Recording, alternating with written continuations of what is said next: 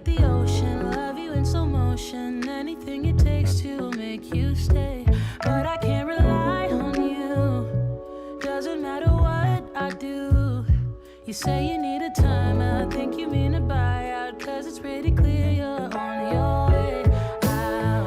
And though I understand it's hard sometimes to make up your mind in these trying times, yeah, I just can't accept you leaving me when I'm overseas with the heart so heavy. Think that I deserve the truth for once, not a guilty tone, cause you're not alone, yeah. You said you wanna come home, but I know you don't. So this time I won't hear it on the phone. If you got something to say to me, then say it to my face. What it's all about, why you're bailing out. Think you owe me an apology. Just say it to my face. You're sorry. You're so sorry. You're so sorry.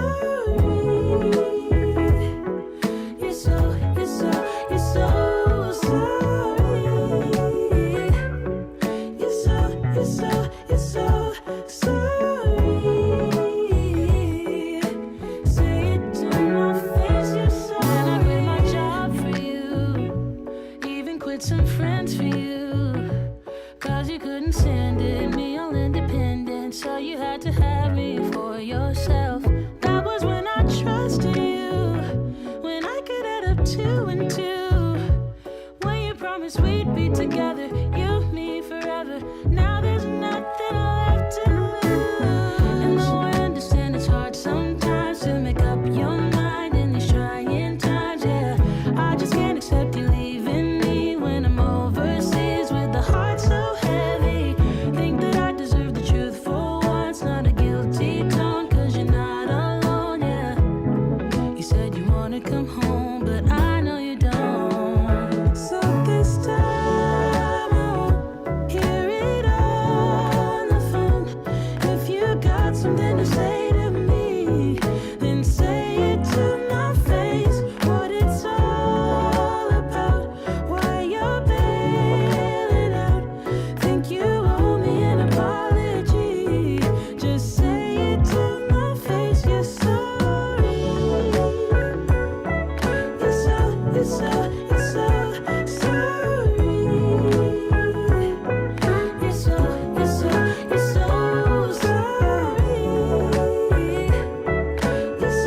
sorry. You're so sorry. Say it to my face. You're sorry. This time I think I get it. This love was overrated. No more infatuated. And I blame it on you. I blame it on you. Yeah. This time I hope you get it. In love you shouldn't fake it. No, I'm old enough to take it. So just say it to me. Say it to me. So this time I won't hear it on the phone.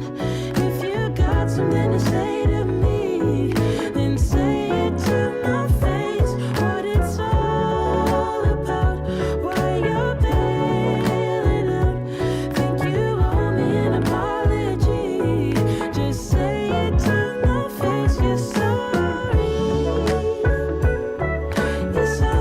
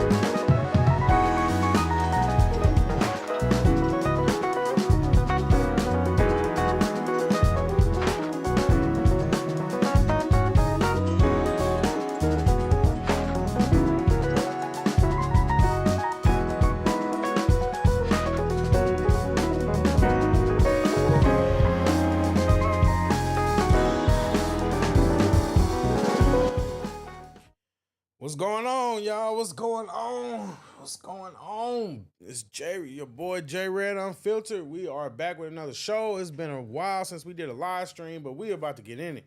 And I'm gonna be honest with you.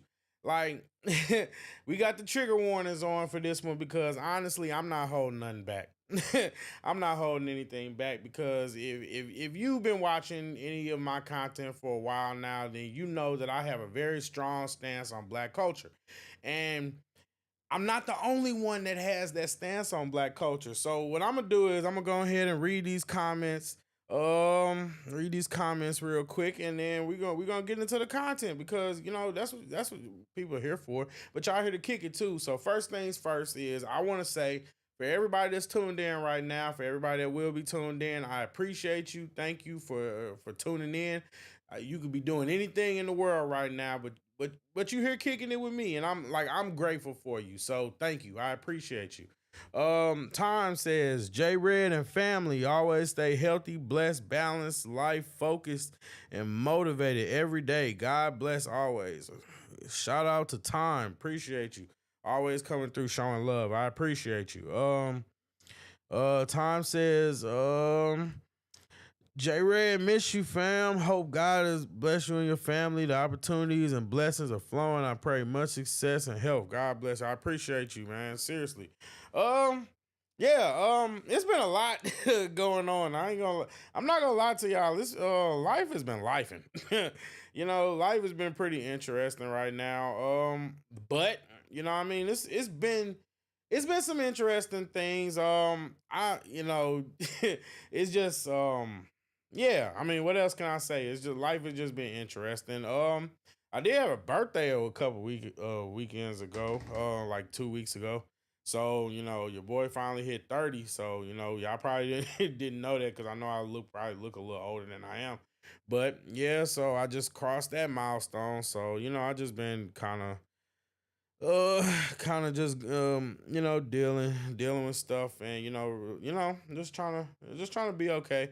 But I'm back though. I'm back. I'm not taking no more breaks for a while.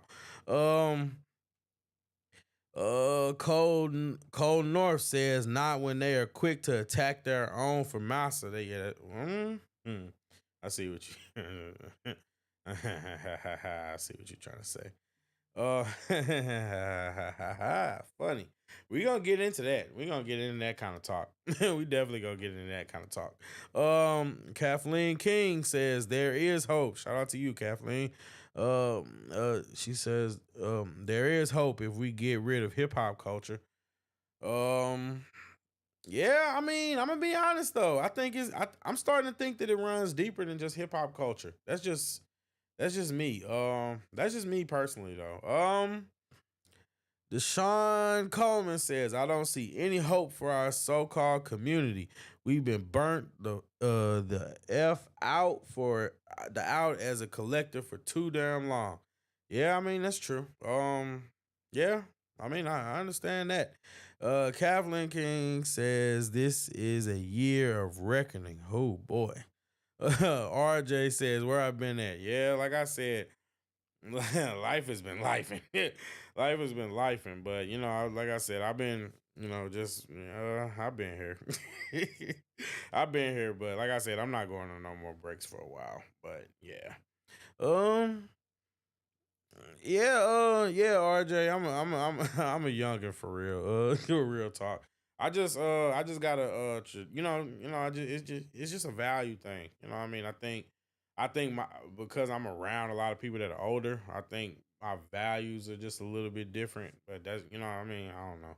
I don't know. I mean, some people can tell, some people can't. You know what I mean? But Tom says, J Red, did you lose a little weight, fam? Okay, happy belated birthday. I appreciate that, you guys. Appreciate that. Oh, I don't know. I felt like I was gaining. I've been eating a lot. Michaela, shout out to Michaela, always coming through showing love. Michaela says, "Happy belated birthday." Thank you, I appreciate it. Kathleen says, "Get rid of hip hop culture to Cold North." Um, Deshaun says, at this point, all we can do is shift our focus to the youth and those who truly want what is best for our community. Majority of us are not gonna get it. Yeah, I agree. Look at look at Diddy, TD Jakes. Oof, Jesus, y'all are going in. I appreciate that though. Thanks for the comments. Yeah, let's see. RJ, the problem is the black community destroyed itself and it's sad. Yeah, I agree with that. Um, yeah. Michaela says first step Diddy in jail. But yes, there is always hope, but there's a lot of work that needs to be done, and usually that begins with everyone working on themselves first before we tackle helping others. I agree with that. Yeah, you know what they say, can't save the world if you can't save your own house, so that's definitely yeah, I definitely agree with that. Kathleen says I thought he was around older people, no earrings and keep hair short. Um,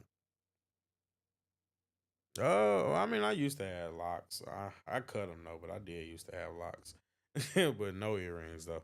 But get men out of earrings and long hair. Yeah. Yeah, the effemination of men is, it's kind of, they really do definitely blur the lines right now. We're in spooky times right now, guys. We're gonna get into a little bit of that too, cause like I said, it's spooky out here. RJ says, um, RJ says, I feel that I'm only 28, but I have a brother 10 years older than me and older cousins as well that I grew up with. That's why I never really roll with younger people like that.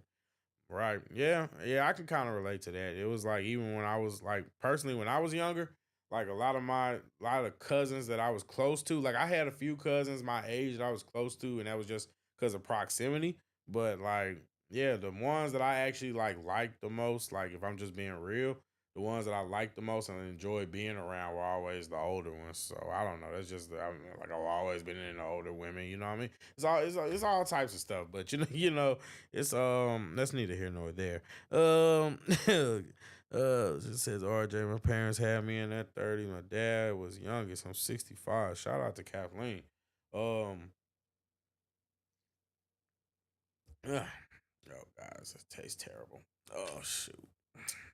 Oh man. Whew. Ugh. Coffee is bitter, but you know what? Instead, I'm not gonna do that. I'm not gonna put y'all on another break while I fix that. We're just gonna keep it rocking. I'm gonna go ahead and get into this content. So, I'm pretty sure you guys, or if you haven't, then I want to have a conversation basically about Black culture and how it's toxic, right? And the reason why I'm saying it's toxic is it correlates to why I've always said that Black culture, or why I've always said that Black culture is trash. And the reason being is that it celebrates destruction. It celebrates the worst things, the worst behaviors, the worst outcomes, and it's really unfortunate. It's really unfortunate. Oh man, this stuff is really bitter. I'm sorry. But yeah, we celebrate the worst things about our culture. We celebrate the worst people. We uplift the worst people. We stand behind the worst people. We rally behind the worst people. But then whenever there's someone else who maybe is a nonconformist or someone who doesn't conform to what the culture deems is appropriate, they are ridiculed. They're basically treated like the enemy. You're not part of us anymore. And that is an undeniable fact that we have to deal with in Black culture. In Black culture, if you haven't experienced a certain lifestyle, if you didn't grow up a certain way, if you didn't behave a certain way, if you didn't partake in certain activities, if you haven't seen this movie, if you haven't played this game, then guess what? Now you're not Black enough. Now you're not you're not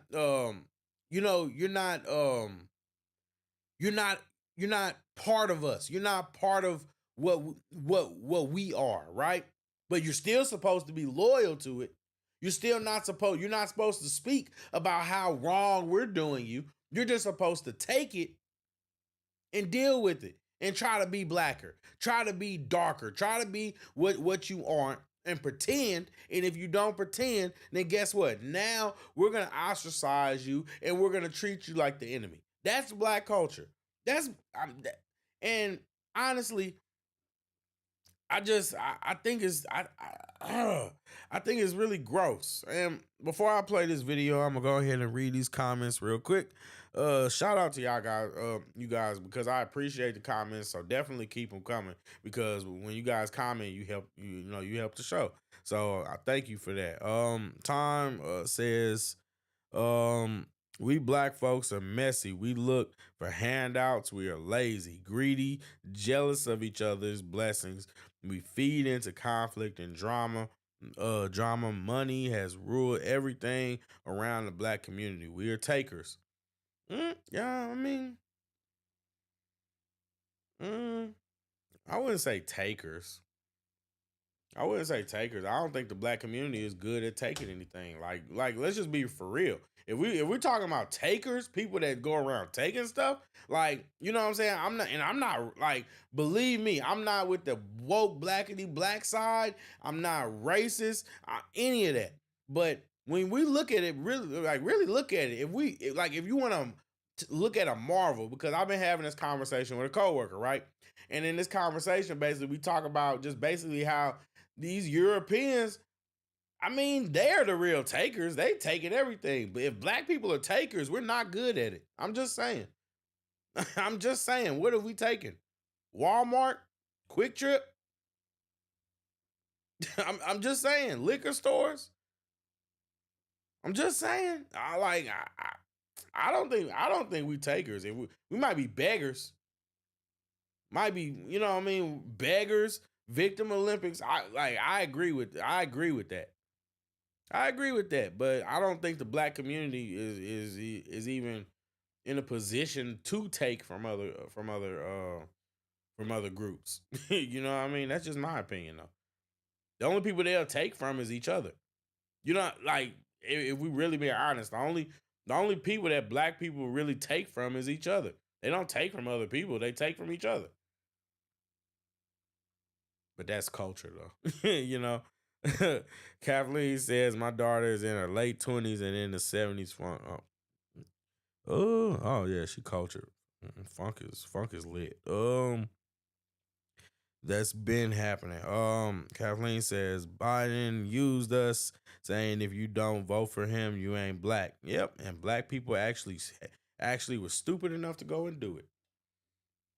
Like, let's just be real. Black people were so stupid that they went and they literally had a man who locked up their uncles, locked up they dads, locked up the people, called them monkeys, and said it was gonna be a racial jungle and all this kind of stuff. Said all that, but then at the same time,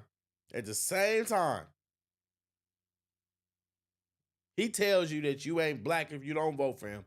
And because you don't like the orange man, you go vote for him. That's how stupid the black community is politically. And that's just being honest. I'm not gonna say that they're just stupid in general, but when we're talking about politically, as far as what they do politically, black people are like stupid. Like, I'm just saying.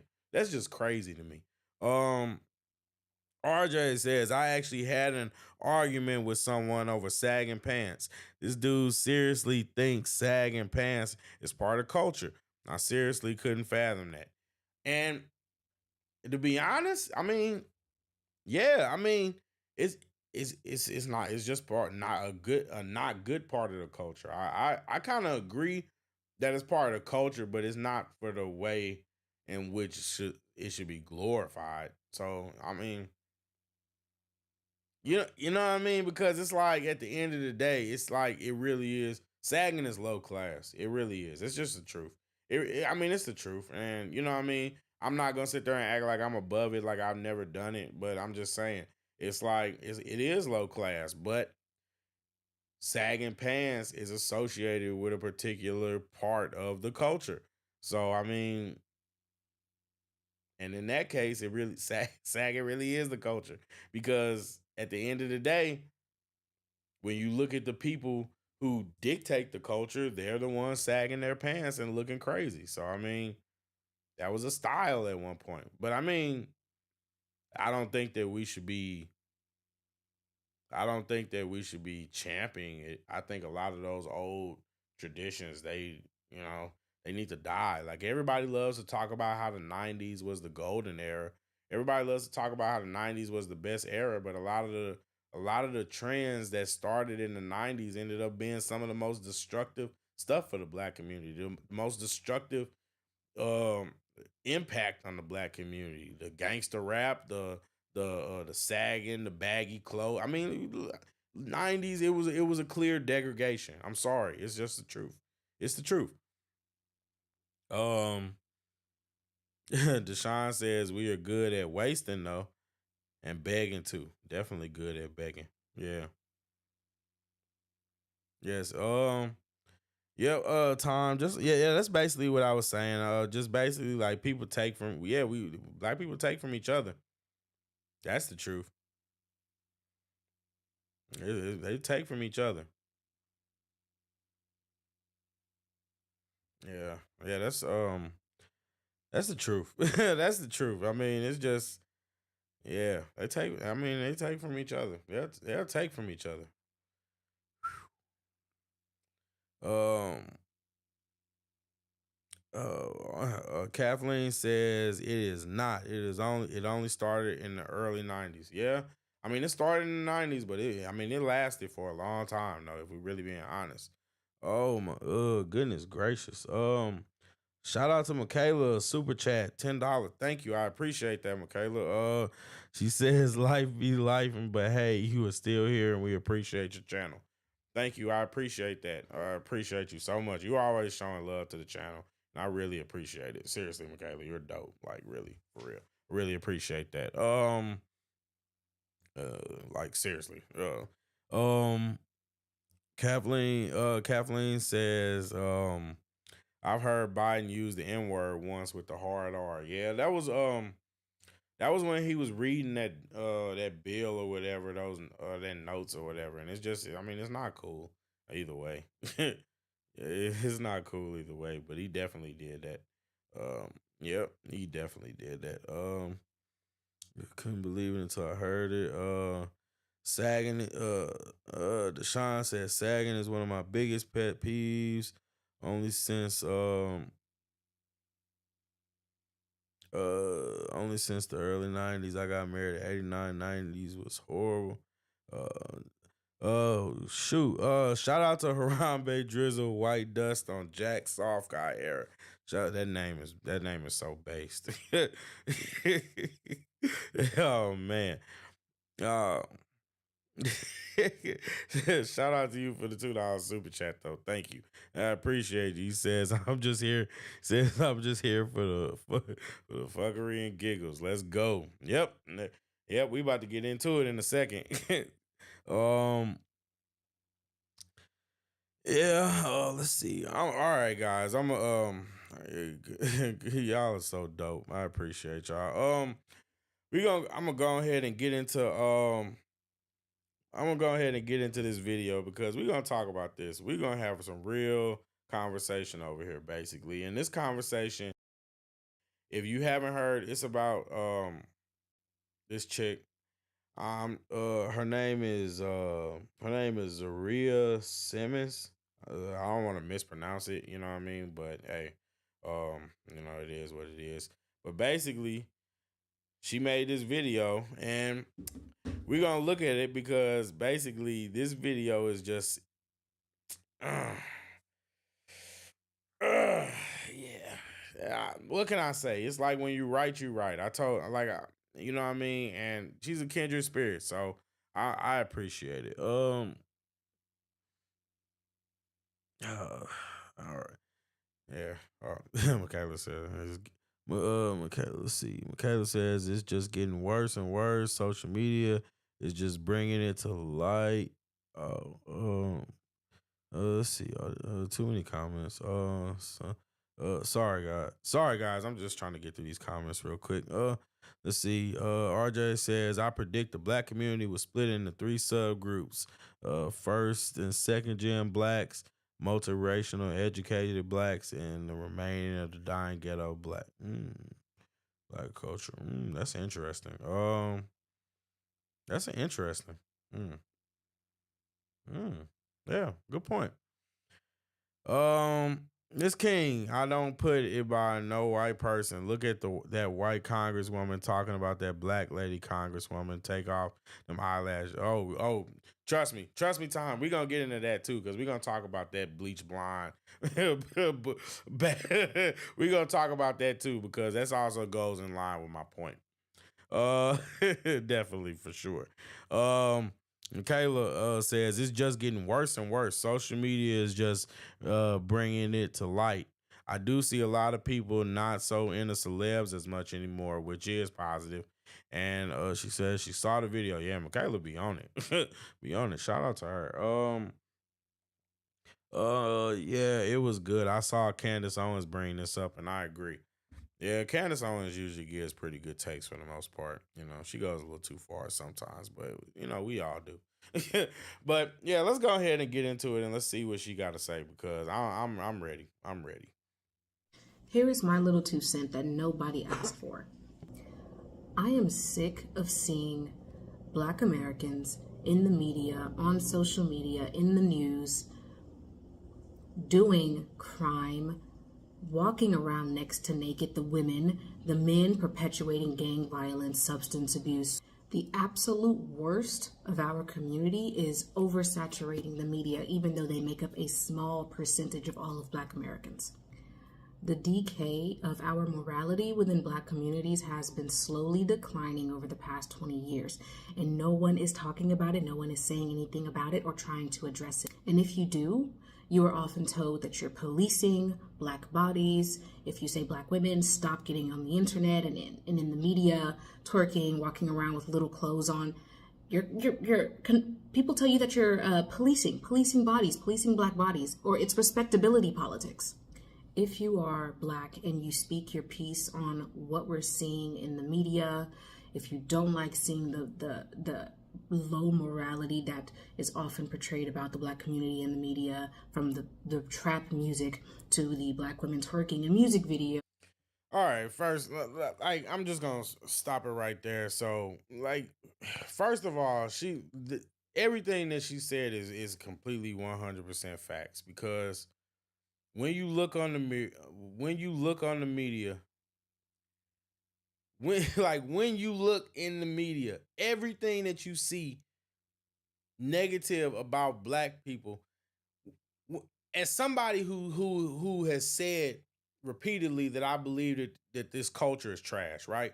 I don't believe that it's just limited to just some type of oppression or some type of systemic racism that's trying to make us behave or trying to portray us the way that we are or the way that we're seen. No, I believe that what it is these low vibrational people, these low vibrational Blacks, these Blacks that are basically, for all intents and purposes, the bottom of the barrel of the Black community.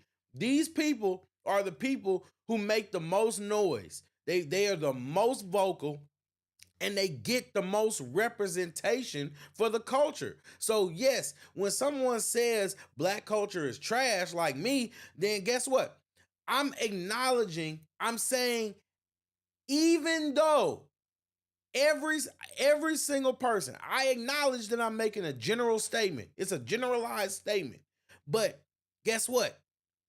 We speak in generalities, because you can't sit here and just act like, oh, the exceptions make the rule. The exceptions don't get to, the exceptions don't get to sit there and be the ones that are representing what they're out here to represent, what they're doing. Because when we sit there and when we look on the news and we see that there's so many people that are basically All we see is fighting. All we see is violence. All we see is tearing each other down. All we see is hatred towards each other. All we see is violence, just the most egregious things. And we can look on the news and see it. You can go on the internet and see it. You can go on your social media and see it. That all it is just pure demonic hatred. And I don't know how else to describe it. I don't know how else to describe it, because when you look at it from a lens of someone who's separating yourself from it, it becomes easy to realize how destructive the very nature of this culture is. The very nature of this culture. So I agree with what she's saying, because we need more people talking like this. It's the truth. We need more people talking like this. And all over social media, the Sukihanas and the Sexy Reds of the world. If you are black and you take issue with it and you talk about it, you are usually called bourgeois, sedity, uppity, it's respectability politics, you're policing black bodies and the like. And it's like Uncle Tom. They call you the Boone with the C. You know what I mean? They call you all these negative names, all these derogatory terms, all these things that these people have to say just because you don't want to go along to get along. You don't want to just sit there and conform to the ideas that they have. You don't want to participate in the degeneracy that they participate in. And then when you call them out for that degeneracy, now all of a sudden, oh, you think you better than us. Oh, now all of a sudden you think you white. Oh, all of a sudden, oh, you hate black people. I ain't went nowhere near as viral as this chick. And how many people do y'all think have said those things to me? Like, let's just be real. How many people do you think have said that to me? And I haven't gone viral like this chick has gone viral.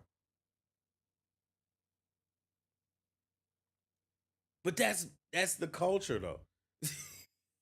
And then when people sit there and speak about it, now, oh, you hate black people. Oh, you don't want to be black. Oh, you when somebody like me, I've never said that I didn't want to be black. Never have identified as anything other than black.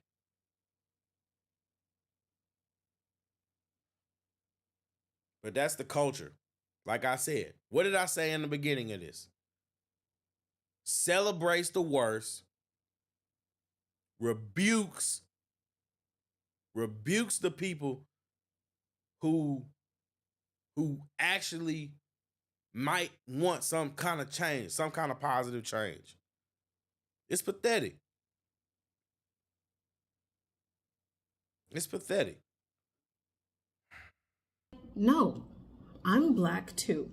And as such, this being my ethnic culture as well, I have a right to have something to say about what I'm seeing going on. Your average black American is a middle-class, working-class, blue-collar Jane and Joe. The ghetto subculture, black ghetto subculture that we see often portrayed and over-inundated and oversaturating the media, those black Americans make up a tiny, tiny percentage of... Hold on, I'm gonna let y'all live in the comment section, but my old nemesis is here. Hold on. Be Fry. I'm not even gonna. I'm not tripping off of what you had the first part of your statement, but please tell me you are not one of those people that go around talking about your truth. Please tell me you're not one of those people like that. There is no such thing as a your truth. There is only the truth, sir. There is only the truth. It's only the truth. There is no your truth. We can talk about interpretation. But there is no my truth. There is no your truth. Just saying. I'm just saying. Like, I'm just saying. But yeah, black Americans as a whole, but somehow they're in the media, overcompensating in the media, oversaturating the media. I know I don't just speak for myself when I say that I'm sick of seeing it, that it's gross, that it is destroying what Black culture actually is. It's co-opting Black culture as a whole and making it seem as though all of Black culture is ghetto subculture. I'm not the only Black American who takes issue with it. Because like I said, majority of Black America is middle class, not in the ghettos, not out here perpetuating gang violence, promiscuity, and everything else. And I don't care if you claim it's respected. Now, see, I have a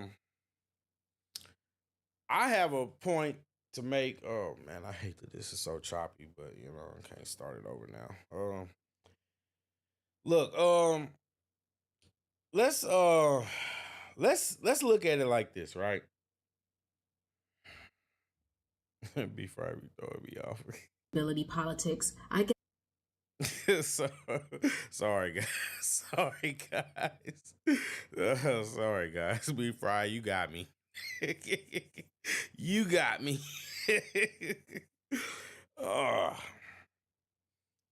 What was I about to say?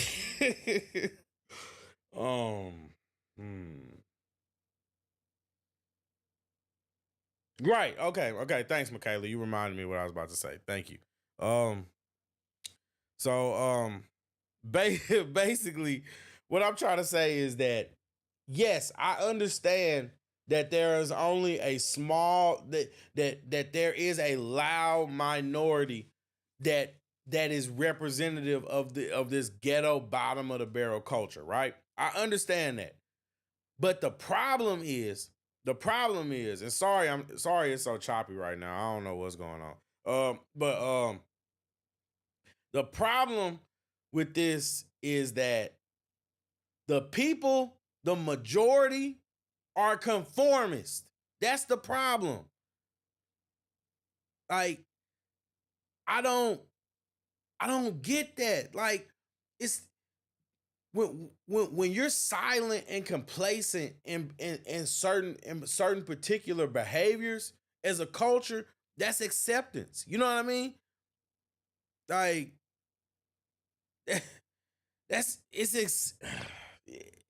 oh my goodness gracious.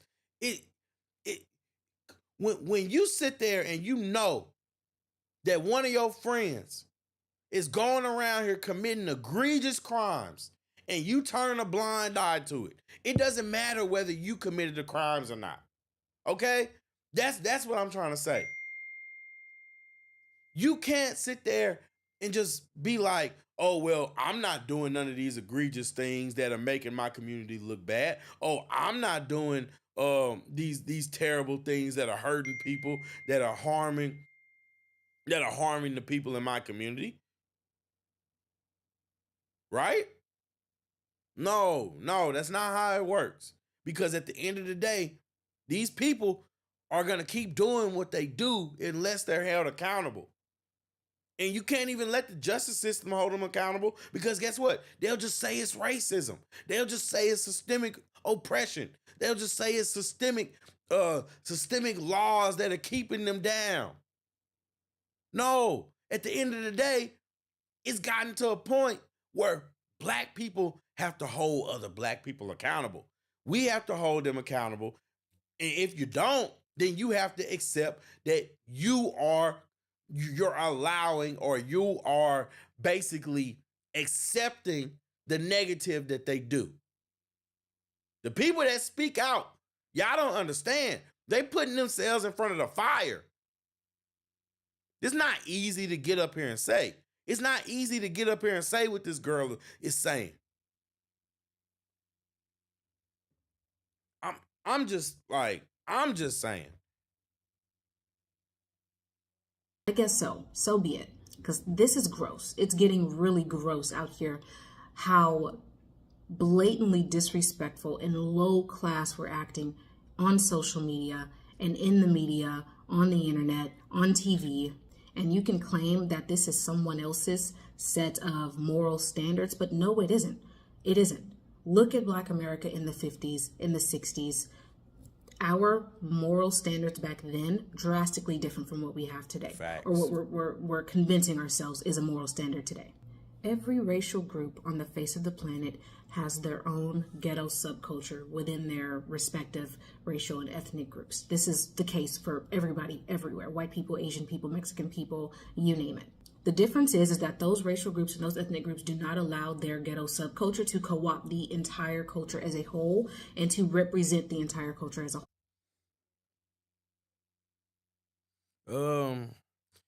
Yeah, guys, I know this. I don't know what's going on. I'm lagging real bad. I don't know how bad it is for y'all, but I don't. I might have to. If it gets too bad, I'll just restart it. But I don't really, it's not an ideal thing, but I will if I got to. Hopefully, it'll clear up. But yeah.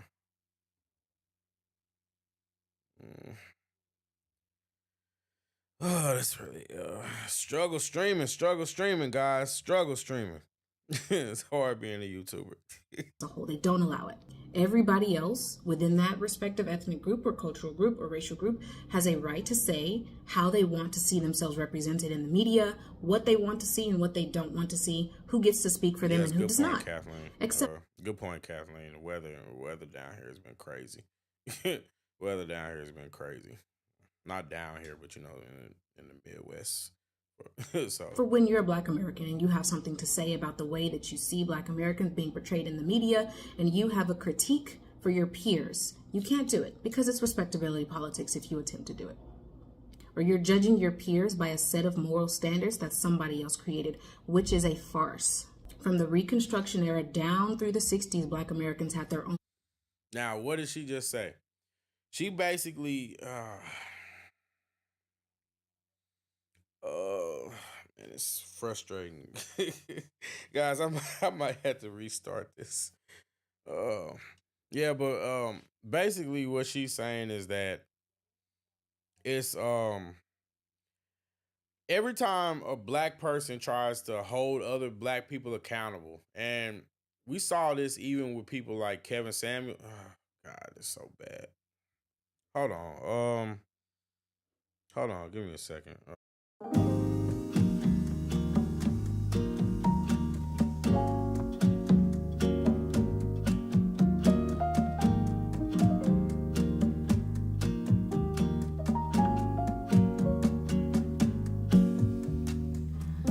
Não é só na vida que a vida não é na janela que se olha. Há uma linha clara perto da saída. Fecha os olhos e você vai ver. Não é só aqui que sol ilumina. Coisas do além que vão além. Quando de repente é coincidência, nem precisa se esforçar pra crer. Apagaram as luzes pra eu ver. Saí da onde vim pra eu poder ser. Você mostrou o caminho pra eu andar. Eu disse é pelo mar que eu vou nadar.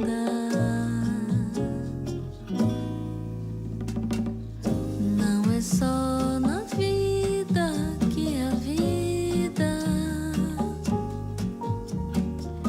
não é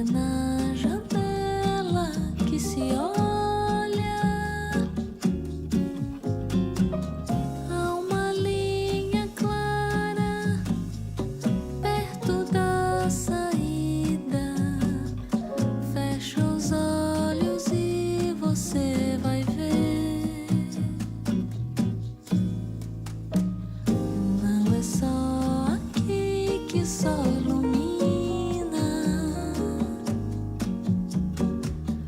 coisas do além que vão além. Quando de repente é coincidência. Oh, still choppy, still choppy. Oh man.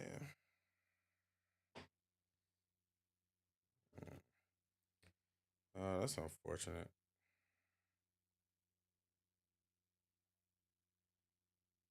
But either way, we just gonna struggle stream with it, guys. Sorry about that. Kathleen, California. Shout out to you, Kathleen. Appreciate you. All the comments and supporting. Let's see. Let's go back a little bit.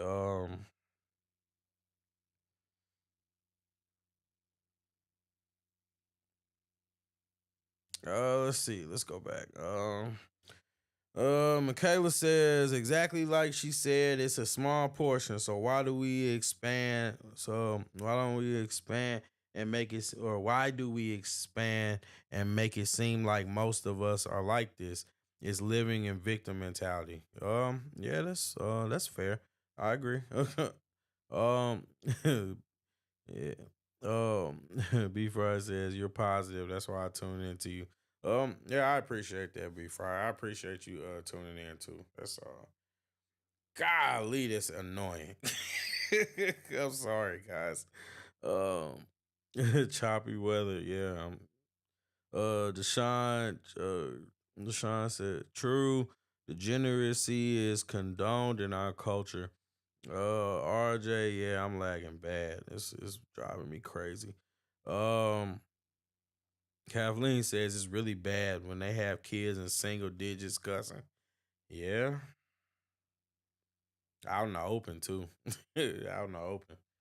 It's like kids always. I feel like kids have always done little stuff here and there, but yeah, it's out of control now.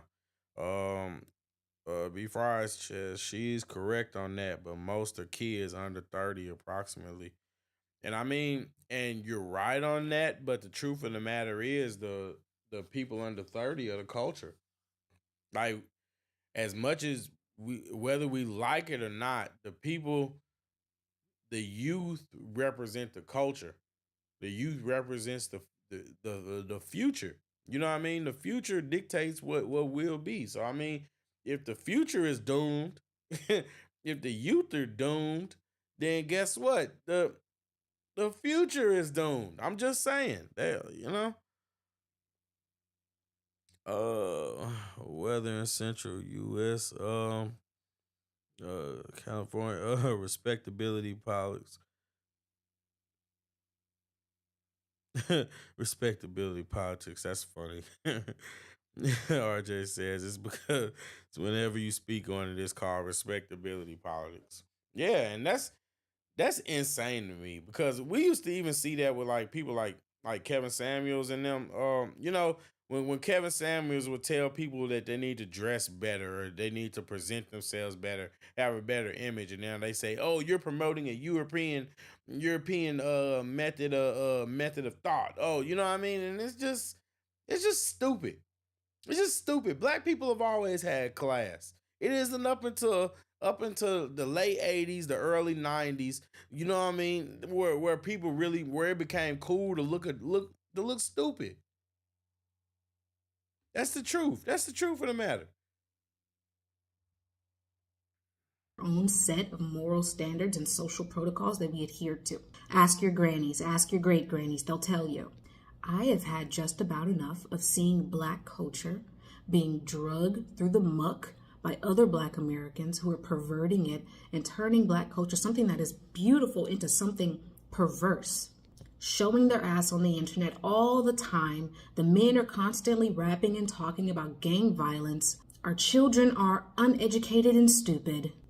We've created a cultural standard of promiscuity and single motherhood and women. Facts. Facts.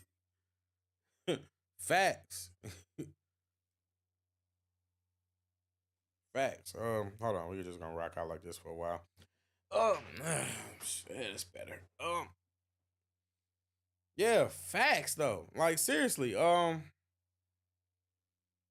it's just it's sad. It's sad because yeah, that's really what we are. We have people. We have people that just they.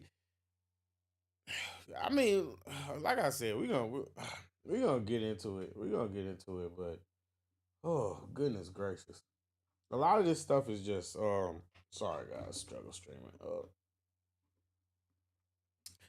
Um but a lot of this is just crazy to me. And it's crazy to me because let's see, hold on.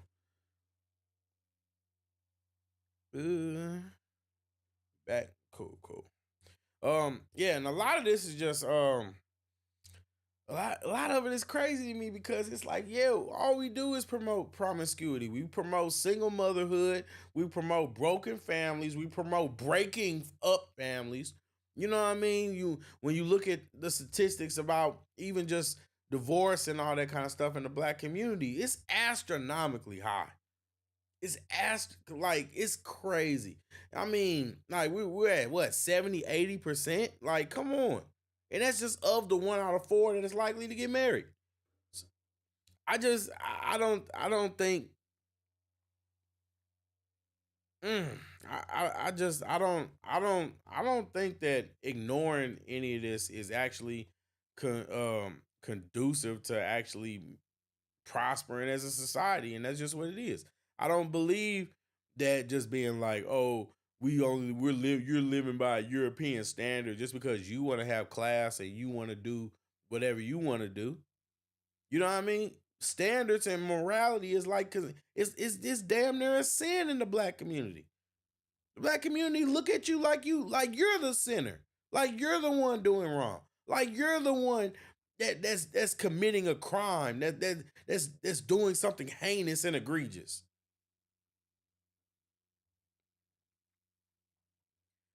Catlin says early 90s. I was there. Blacks didn't go around dressing weird and getting tattoos all over. I was married in 89. I wasn't that young. Um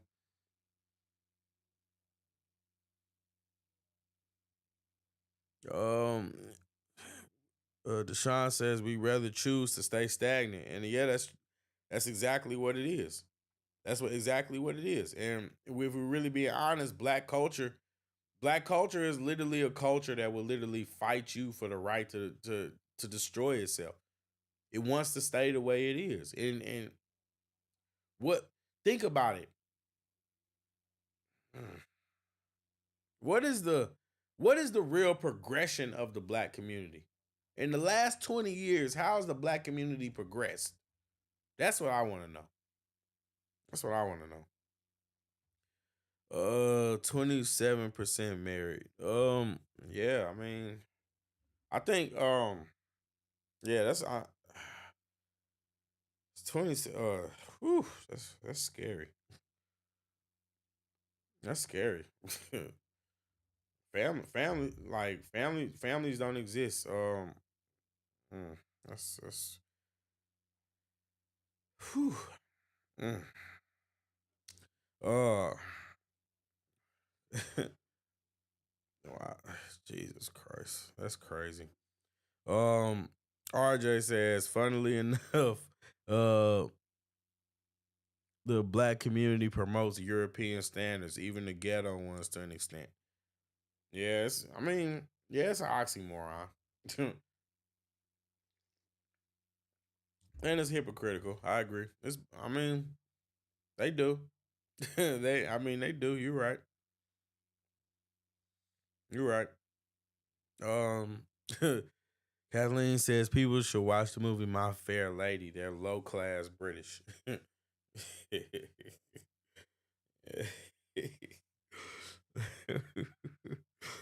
love y'all. Y'all are dope. Kathleen says it regressed more like 30 years. Henry Higgins taught Eliza Doolittle to speak standard English. Yeah. Yeah. Excuse me. Yeah. This is I mean, whew. Well, even when you just think about the fact that a lot of people, especially over in this American community, we don't even have like real standard, like a standard of class and etiquette. You know what I mean? That's a big problem that the black culture has. We have no standards. We have no structure. We have no. You know what I mean? Like, Dad, can we get some protocol or something? You know what I mean? Like, can we get something? Um,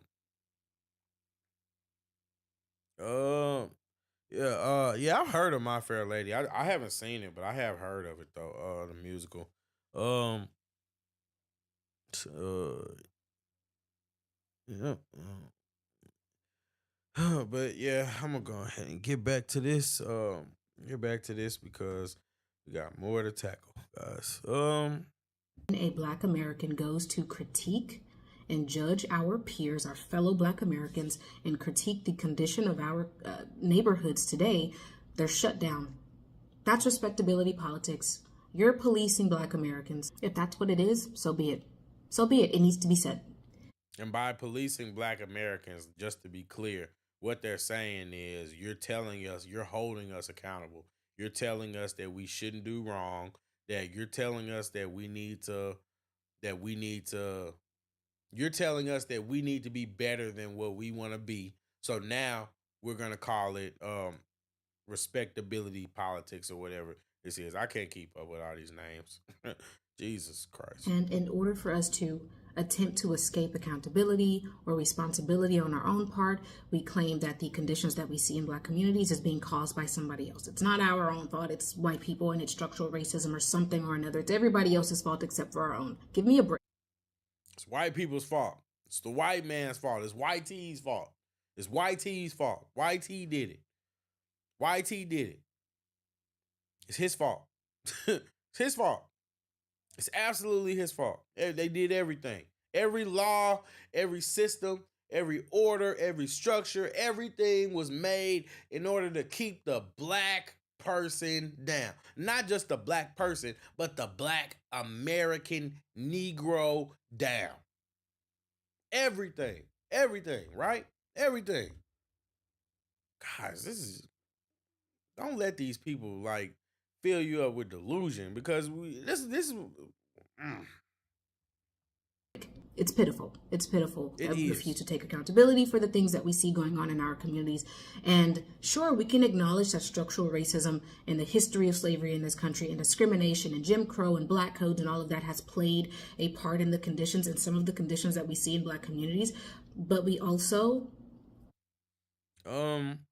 Deshaun says it really is a huge insult to all the respect black historical figures we say we care about. Oh, respected. Yeah, respected black historical figures we say we care about. Yeah, I agree with you. I agree with you. And this is somebody who talks about divest. Like it's kind of sad because it's like I'm somebody who's like basically openly kind of divested myself from a vast majority of black culture, and even I still have more respect and reverence for the people that claim that they claim that they're so pro black, and it's just crazy. I'm gonna get to that in a second.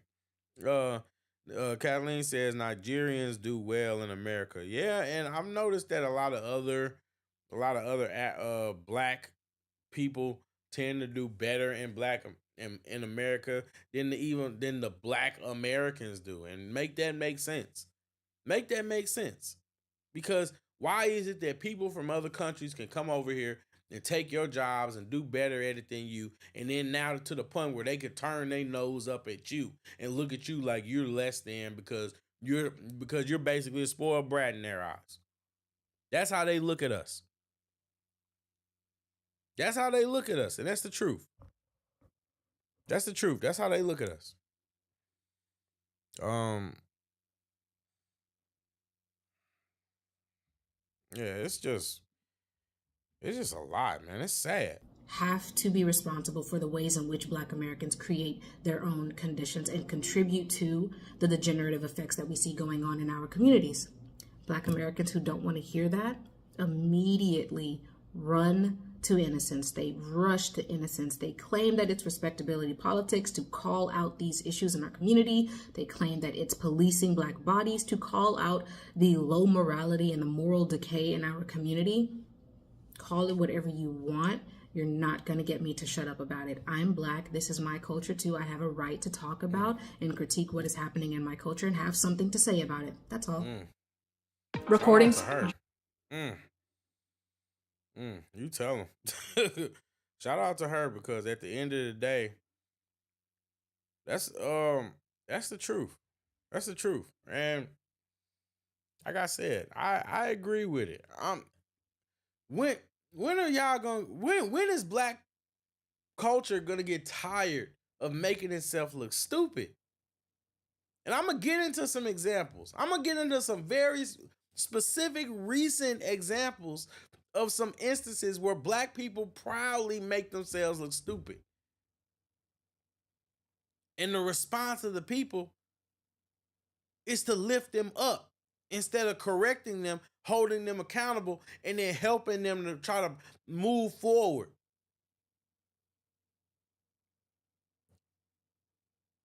But it's crazy. It's crazy, guys, and I'm sorry. It just is. Because you got, where else, in what other culture do you see it's people literally fighting you for the right, not the right to be great, not the right to do good, not even the right just to live life in general, but the right to destroy itself.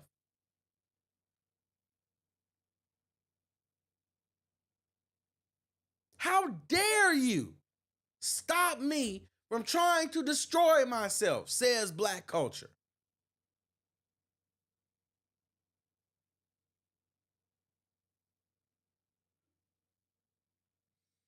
That's a scary thought. It's a scary thought, because at the end of the day, it is the youth. Shout out to B Fry. It is the youth. It is the people under 30. These are the people that are taking the torch, and they are the ones that are going to dictate what people have to live with in 10, 20 years from now. The slang, the lingo, the dress.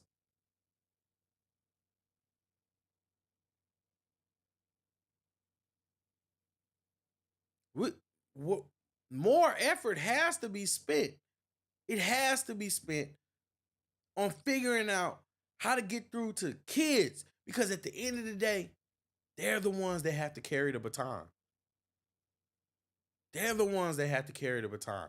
They're the ones who represent what the culture has in store. And if we're looking at the youth now, oh boy.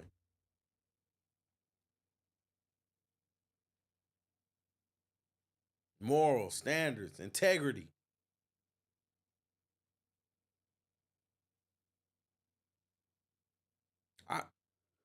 One of the most interesting things that I felt about that recent rap beef that we had between Kendrick Lamar and Drake, right? Everybody knows Drake. Most people know Kendrick Lamar. But it was in that song Euphoria where Kendrick literally dedicated bars. He dedicated bars in this song.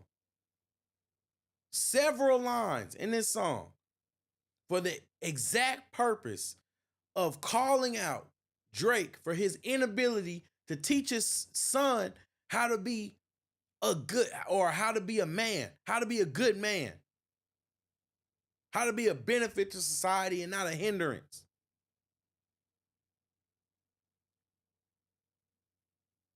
teaching them to walk and pray and walk with God. You don't know nothing about that. That's what he's telling them. And that's how I feel about a majority of people. How can you teach people that are coming after you how to have integrity if you don't have any? How can you teach? How can you teach the people that are coming after you about integrity if nobody ever taught you integrity?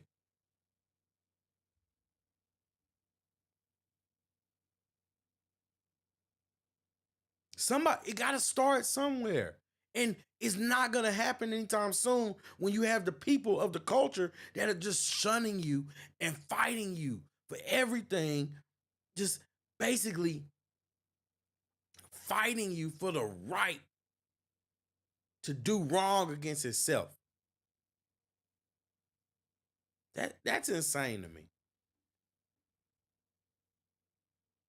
That's insane to me. And I personally think, to answer her question, I think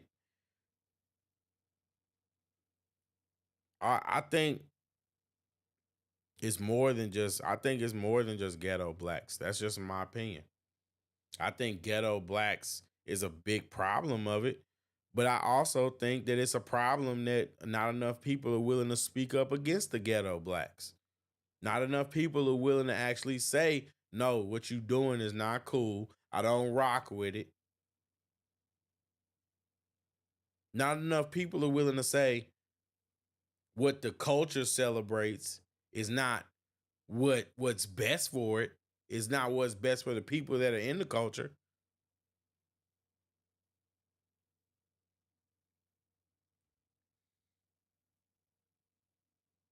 And that's crazy to me. That's crazy to me. This culture is degenerating in the chaos and madness. We've basically become the hyenas.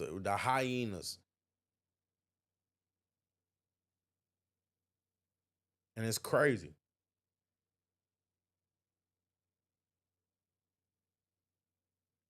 It's crazy because at the end of the day, even when people do try to do good, the culture won't embrace them. The culture won't embrace them. The culture isn't gonna say, "Oh, look at Candace Owens representing herself or carrying herself the way that at least a lady should." Now, what she do in her personal life, don't know. But guess what? That's part of the class, right? You don't know.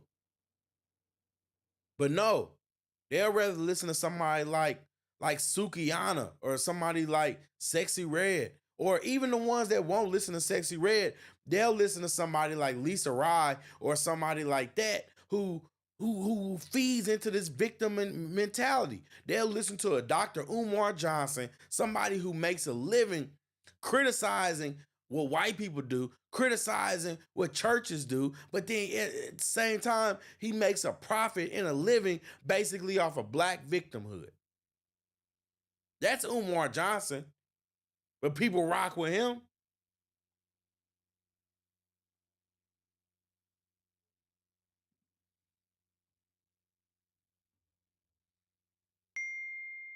It's crazy.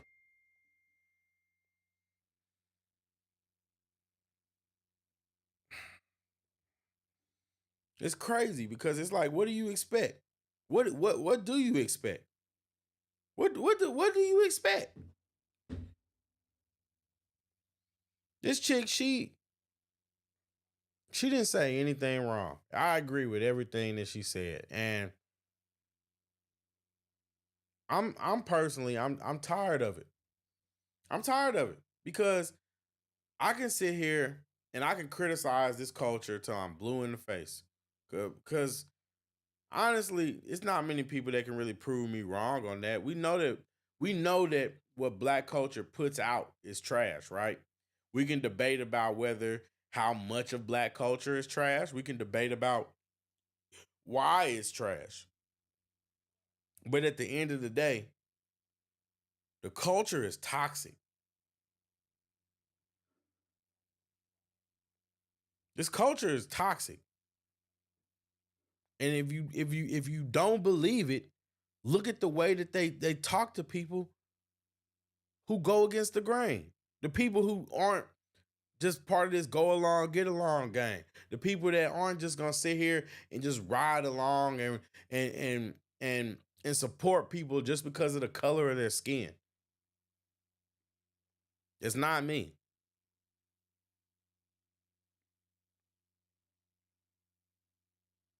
It's not me. I'm not that guy that's gonna sit there and support you just because you're black. I'm not just gonna excuse your bad behavior just because you're black.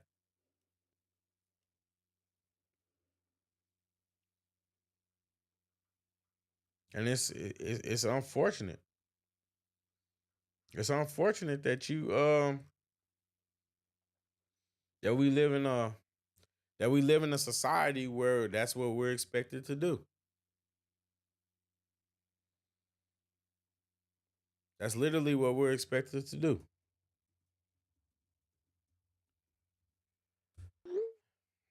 Mm. Let's look at these comments real quick.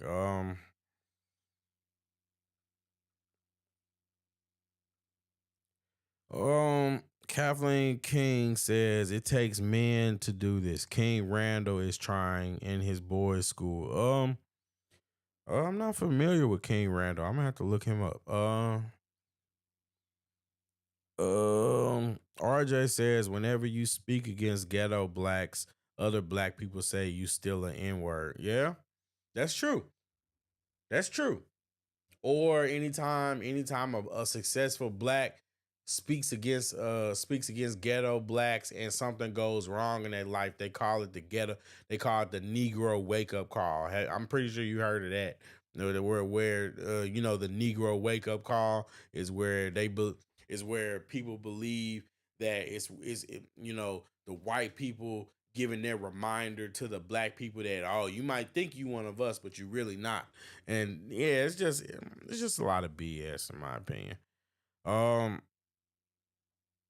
Deshaun says a huge accountability problem. We are too used to hearing things we want to hear instead of what we need to hear. And this is the problem why I think that a lot of people voted for Joe Biden.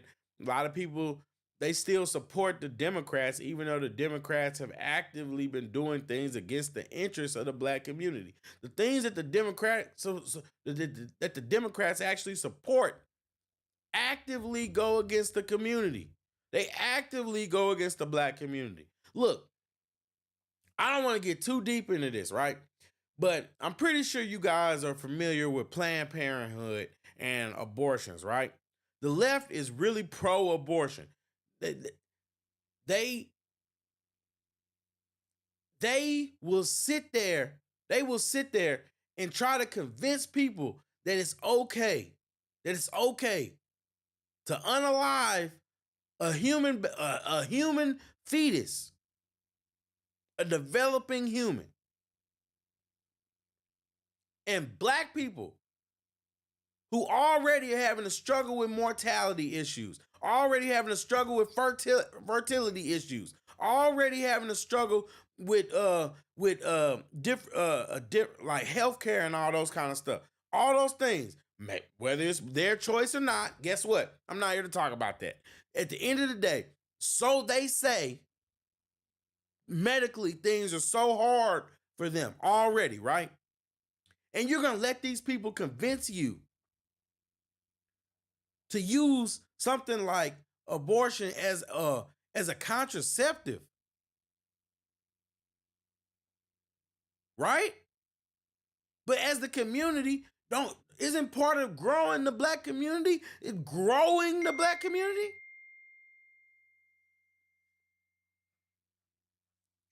It doesn't make sense.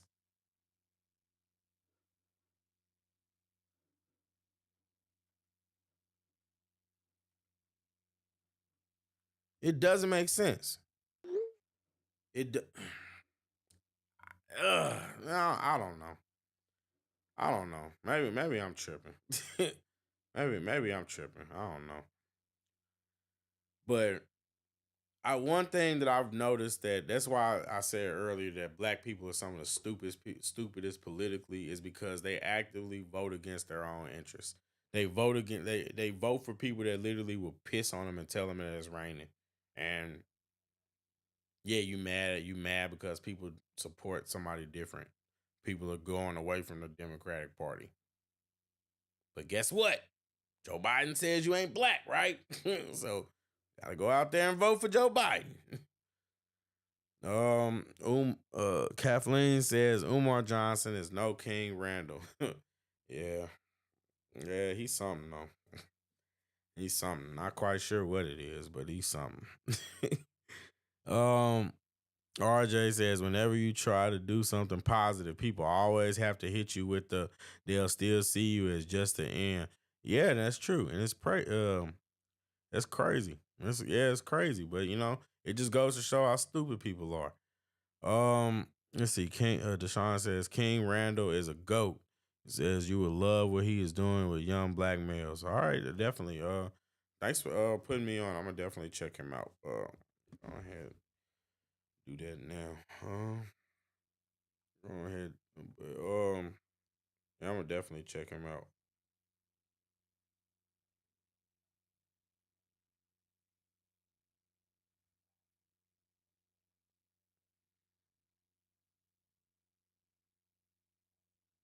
Oh, oh, oh, the guy that was fighting that got into it with Roland Martin. Oh yeah.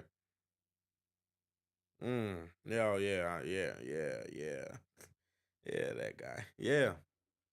I don't like Roland Martin.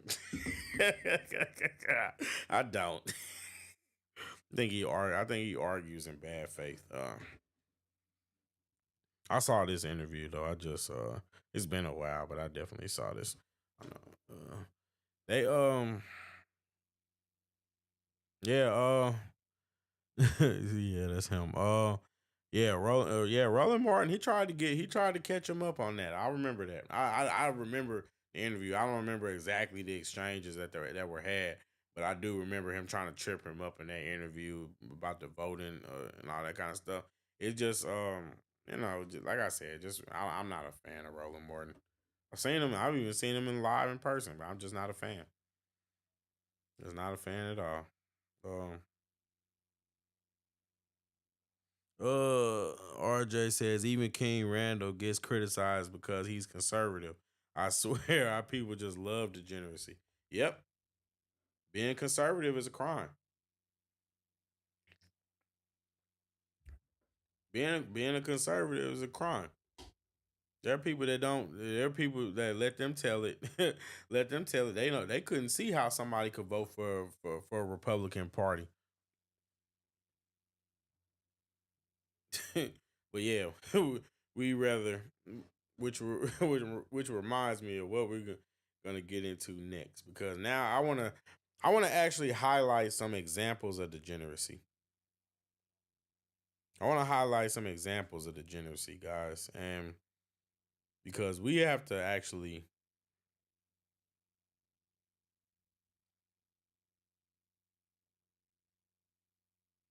we have to we got to discuss this.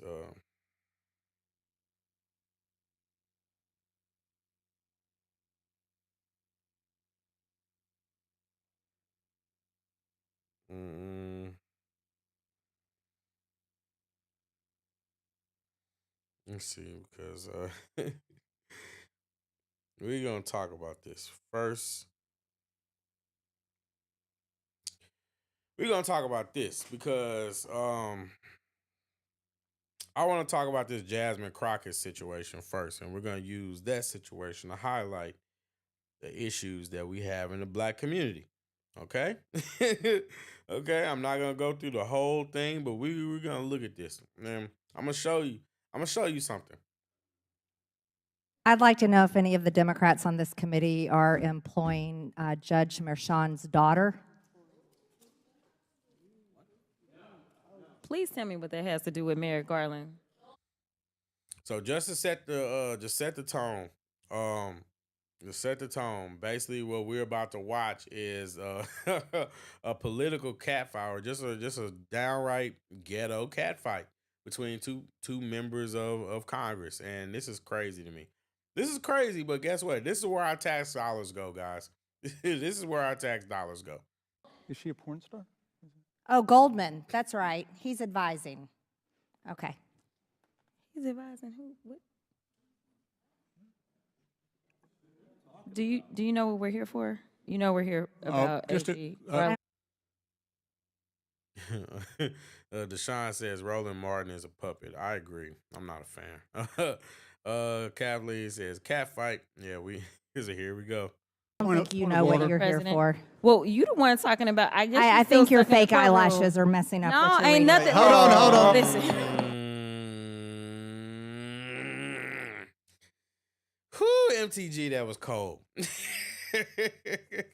That was cold blooded. I don't know why she said that. I know why she said that. They don't like each other, but I'm just saying, goodness gracious. She had to know that was going to go south. Order. Mr. Chairman, That's beneath would even you you, please Mr. regain Beneath order even of your you. committee? Order. I do have a point of order, and I would like to move to take down Ms. Green's words. That is absolutely unacceptable. How dare you attack meeting will the suspend, physical meeting will appearance of another suspend. person? Are your Move. feelings? Guys, AOC.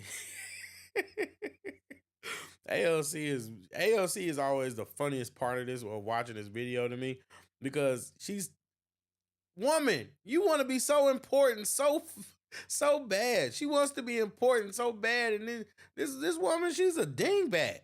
I'm sorry. Like, golly, like, chill, you dipstick.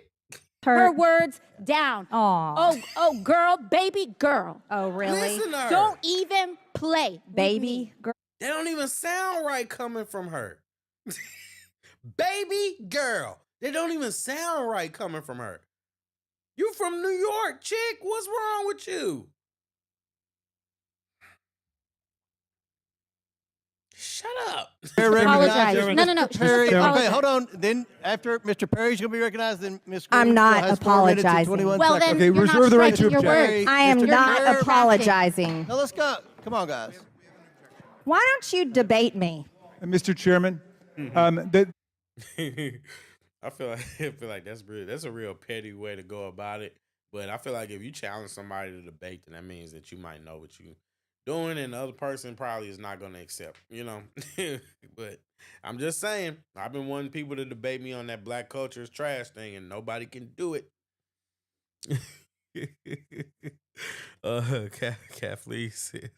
Kathleen says it's why men. She says AOC is nuts too. Yeah, AOC is nuts. I hate her. I don't hate her, but she's something else. Did you see that picture of her when she was doing that little fake cry in front of the fence, in front of the refugee fence? Something is wrong with her.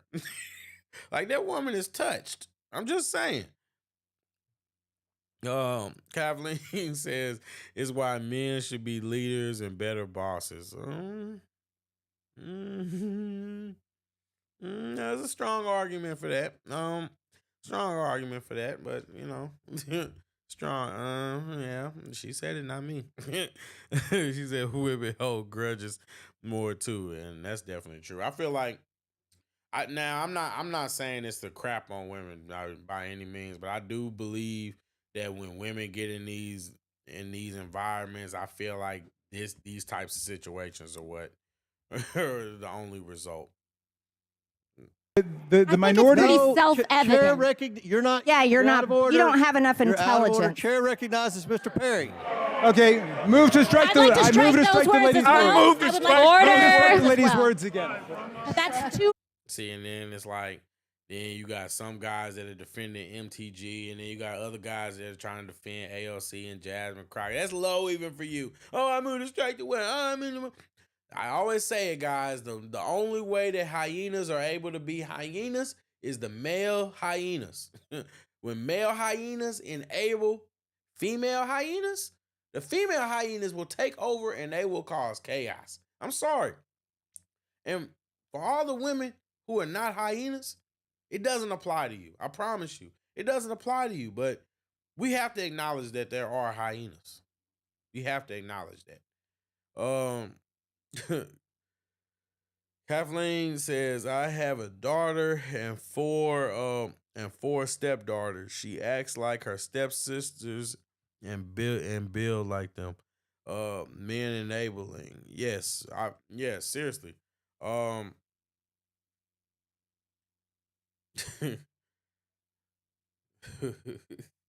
Yeah. Yeah.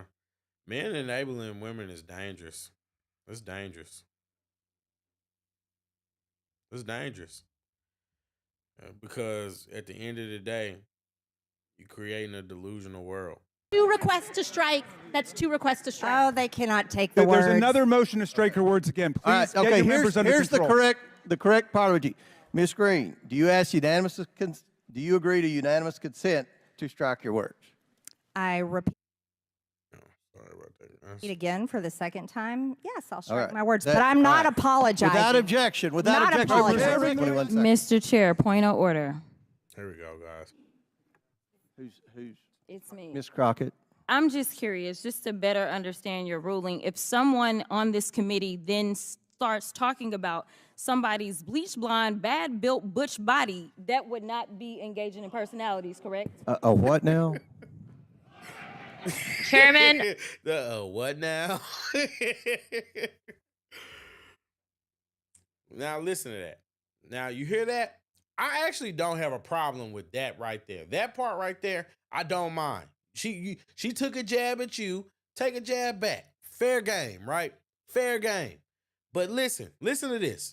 I make a motion to strike those words. I don't think that's Hold on. part I'm of it. trying to find clarification on what quality. Chairman, motion to I strike had no those idea words. what you just said. We're not gonna do this. Look, you guys earlier literally just. No, Deshaun, this is not a skit. This is where real taxpayers are going. This is funded by real taxpayers. I need you to understand that. This is funded by real taxpayers. Our taxpayer money is funding. You know what? You're right, Deshaun. This is a skit. And guess what? The taxpayers are the taxpayers are the production team. We fund this. We are the what do they call them? The angel investors. We invested in this project into this skit. And yes, this is real life. This is real life, and this is what our taxpayer money goes towards. Just so you know. You just voted to do Y'all did it. it first, so you don't just talk voted to do it. Order. I'm trying to get clarification. Look at calm down. Calm No, down. because this I is would what like to y'all get do. through proceedings. So I'm trying Hey, to Ms. get Crockett, clarification. you're not Y'all wanna recognized. play Ms. games. I can't hear Crockett. you with your And you yelling. don't want me Calm to down. Be, Can no, you please calm don't down? tell me to calm down. Calm down. Because y'all Please talk calm noise, down. and then you You're can't out of take control. Because if I Look, come, Chairman, if I can come we and send talk out about break her, for 5 y'all minutes? gonna have a problem. Mr. Chairman. All right, Chair. I don't know why Okay. you're Order. Am I tripping? That's crazy. That's crazy. It wasn't enough that she could just take her jab back, or you know what I mean, get your lick back. I have no problem with that. But it's the fact, you know what I mean? And it got mean. It was meme worthy too. She turned into a meme. I heard she was selling t-shirts and all that kind of stuff, right? But basically, I'm gonna find that video of her defending herself. Basically, her talking about the fight. I'm gonna play that next. But basically, this chick, she was tripping. She was tripping because look, when two people are arguing, right? And I'm bringing it. I'm saying this to make a point. When two people are arguing, the person who is yelling the most animated, that's doing all the extra stuff, that's loud, usually they end up being the person who looks crazy. They end up being the person who looks stupid. And so, in this moment, Black culture is choosing to celebrate this moment where the woman actually makes herself look crazy. She makes herself look crazy. And this is a person who's supposed to be in a position of power. An exalted one. A one who is supposed to be the upper echelon of the black community. And that's just the truth. And look at how she even would defend herself. Tonight, Congresswoman Jasmine Crockett is not backing down, calling her Republican colleague Marjorie Taylor Greene racist after a contentious committee meeting. A late-night House oversight markup last night was derailed for nearly an hour after Greene mocked Crockett. You can see for yourself. Do you know what we're here for? You know we're here about AG. I don't think you know what you're here for. Well, you the one talking about. I guess I think your fake eyelashes are messing up. No, what you're ain't reading. nothing. Hold on. Listen. Order. Mr. Chairman, That's beneath would even you you, please regain Order. order of your committee? Order. Please. There's a point of order. We have a point of order. Mr. Lynch. I do have a point of order, and I would like to move to take down Ms. Green's words. That is absolutely unacceptable. How dare you attack the physical appearance of another person? Are your feelings hurt? Her words down. Aw. Oh, girl, baby girl. Oh, really? Don't even play. Baby girl? I don't think we are so. gonna move, and we're gonna take your words down. I second that motion. Now, after that, there was a failed vote to strike Greene's comments from the record, and she was allowed to continue her remarks. And that's when Crockett stepped back into the fray. I'm just curious, just to better understand your ruling. If someone on this committee then starts talking about somebody's bleach blonde, bad built butch body, that would not be engaging in personalities, correct? What now? What now? Chairman, I make a motion to strike those words. So you don't want to talk about voted to do it. Order. I'm trying to get clarification. Look at, calm down. Calm down. No, because this I is would what like y'all to get do. through proceedings. So I'm trying to get Miss clarification. Crockett, you're not Y'all wanna recognized. play Miss games. I can't hear Crockett. you with your And yelling. you don't want me calm to down. Be, Can no, you please calm don't down? tell me to calm down. Calm down. Because y'all Please talk calm noise, down. and then you You're can't out of take control. Because if I Look, come, Chairman, if I can come we and send talk outside to shit take a about break her, for 5 y'all minutes? gonna have a problem. Look at him. She said that CNN couldn't even edit it. They couldn't even edit that out. That was crazy. That's insane. Greene brushed off Your taxpayers pay for that. I'm just saying. any criticism that she got over the last 24 hours, writing this: AOC isn't intelligent. Jasmine Crockett has fake eyelashes. These aren't attacks on personalities. These are just facts. Congresswoman, thanks for being here. First of all, I wonder, in that moment in the hearing room, why did you react the way that you did to the comment that Marjorie Taylor Greene made about you? So I want to clarify that I actually did not react instantaneously. I actually was trying to allow the process to work. So you heard from AOC, who is our vice ranking member, and you heard from Jamie Raskin, who's our ranker, as we attempted to go through the process. And there was an agreement. And of course, Marjorie had to be Marjorie, and she refused to actually apologize. Therefore, I needed clarification as to why the chairman refused to actually take her words down, which meant that she would be kicked out of the committee room for the rest of the hearing, which would have been appropriate. Now, the part that I think really kind of, frankly, caught the internet afire is when you described Greene in this request for clarification as a bleached blonde, bad-built butch body, which I had to... Yeah, shout out to that alliteration, just so you know. Bad built, bleach, blonde, butch body. Who thinks of that? Look at my notes to read. Any regrets about that kind of language, especially given that you were trying to make a point, frankly, about decorum in the hearing room? I have no regrets. And I'll tell you why.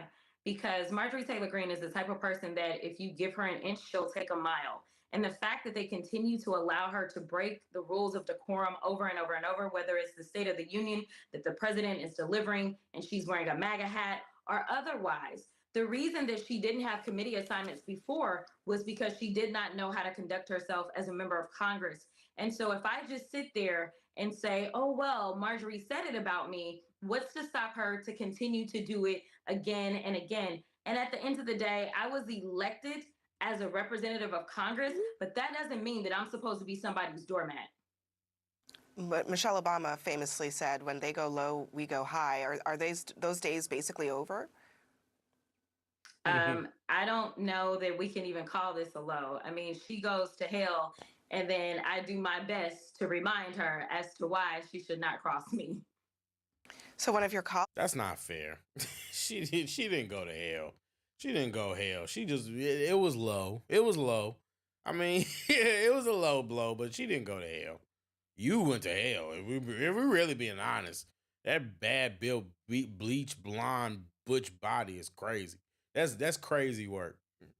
Colleagues, Jamie Raskin, actually suggested that some members might have been drinking. Others have said that as well, making that suggestion. That's a pretty serious allegation. Do you think that that played a factor here? I think with Marjorie Taylor Greene, it doesn't require alcohol for her to be unhinged. I'll be perfectly honest.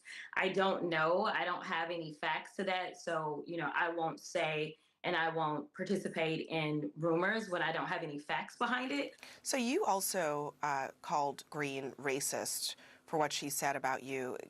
Why is that? Yeah. Because as I've received so many amazing compliments from MAGA America throughout my time in Congress, a lot of times when I would go viral, instead of them trying to address the things that I laid out in a very factual way, what they would try to do is say, oh, look at her hair, or look at her nails, or look at her lashes. And they would all then associate anything that I do as a form of beautification with being quote unquote ghetto. And so to me, she was just basically repeating the nonsense that MAGA world is constantly putting out there, because I am not the only woman in Congress that wears lashes. And there are women on her side of the aisle that wear lashes as well as hair extensions. But she's never felt like that was a dig that she needed to take at anyone, except for me, a Black woman who sits on the committee. And then, of course, she went after AOC and called her unintelligent, a brown woman that sits on the committee. CNN actually asked her for comment, and this is a statement that we received. She said the only member that brought up any reference to color was Congresswoman Crockett. She's putting that on you. I brought it up when we were in committee. It definitely did not come up. When I was asked about whether or not I felt like she was being racist, I told the truth, which was absolutely yes. But ultimately, in committee, that was not part of the conversation whatsoever. So House Speaker Mike Johnson weighed in on all of this. He called the situation regrettable. He stressed the importance of decorum. Here's part of his statement. He said it's...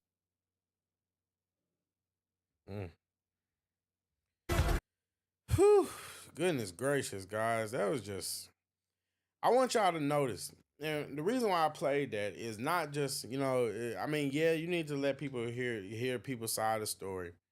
But it's mainly because I want you to see the lack of accountability. You notice that she didn't take any accountability for how she may have portrayed herself, and everything that happened, it was just reactionary. Everything is reactionary, but that's the typical Black plight. And that's what you see with a lot of these woke politicians, this woke ideology. They just, everything is about what the other person did and how they react to that other person. And it's at the end of, I mean, don't y'all think that that's exhausting? Don't you think that that's exhausting? That's just my opinion.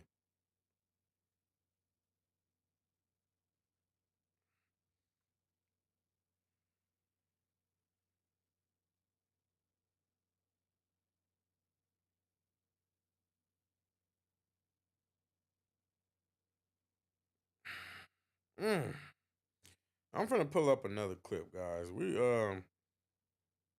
I have more degeneracy for you. Can you tell us a little...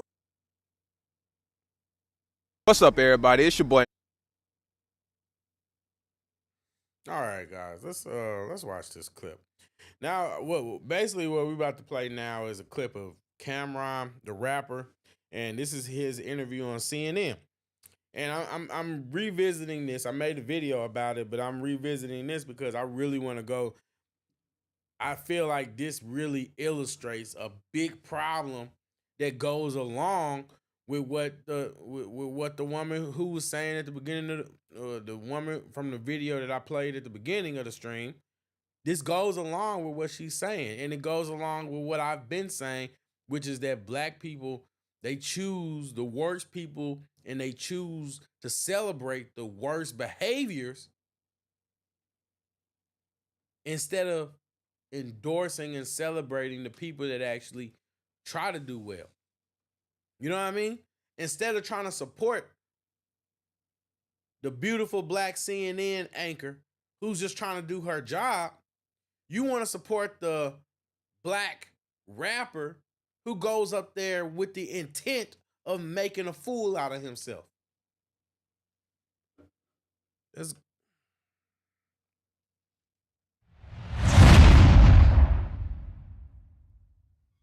Thanks for being here. First, when you saw that video of Diddy, Cassie in that hotel, did you recognize that Sean Combs?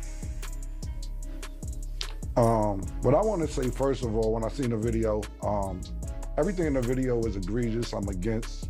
I don't support all the charges that's alleged against him. I don't support any of that trafficking, minors, domestic violence. I'm totally against it. So when I seen the video, yeah, I was kind of upset with it. Being that I know him, he's not necessarily a friend, but yeah, I was upset when I seen it. But did you recognize everything him? I just said? Did you recognize that kind of anger at all from your experiences? I don't know like that. What do you mean? Do I be recognized? Did I recognize him? I seen him. What do you mean my experiences? I seen him and I thought it was disgusting. I didn't do a zoom in to see if it was really him or nothing, but he admitted it was him, so yeah, it was him.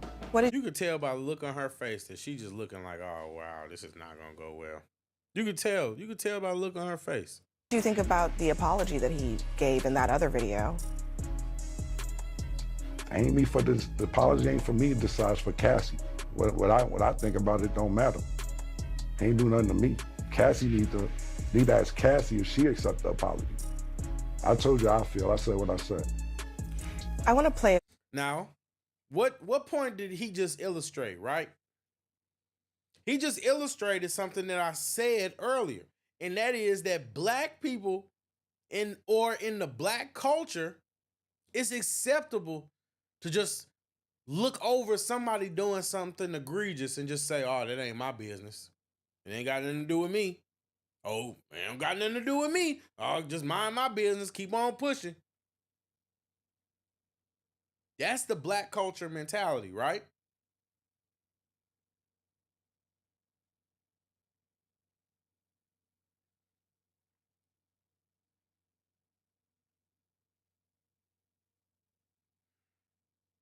I'm not all about these jumping on trains, trying to degrade people and trying to tear people down, right?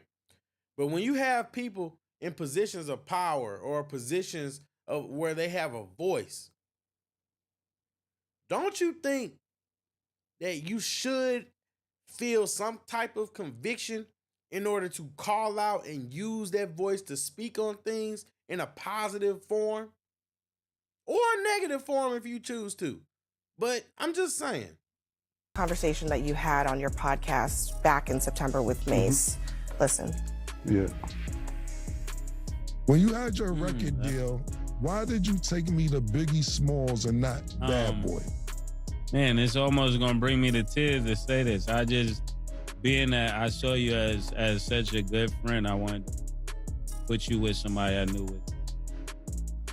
Thank you, man. I really appreciate that. A lot of people ask me that on Instagram, man. Don't have me that's out here crying and shit, man. I don't want to get emotional in here, man. Instantly, I knew Biggie would do right by you.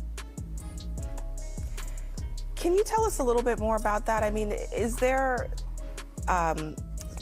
something known in the industry about how Diddy treated his artists?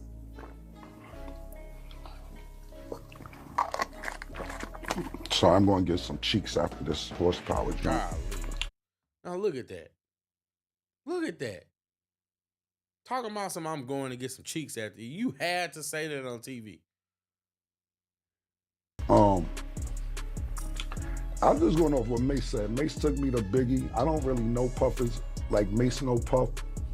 So I appreciate what Mace said, and of course, that's my brother, so if he felt that way, then he felt that way. I can't really tell you how Puff moves or anything like that. Mace may know better than me because he was signed to Puff, I wasn't.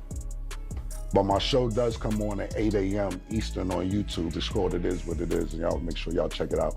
I mean, I might get some more information out of Mace from there, but for me to tell you how Puff act and all that, I don't know, I never was signed to him. Yeah. What about the industry in general? I mean, so many people have pointed out that Diddy couldn't get away with this stuff if there weren't a lot of people protecting him. Do you think that's the case?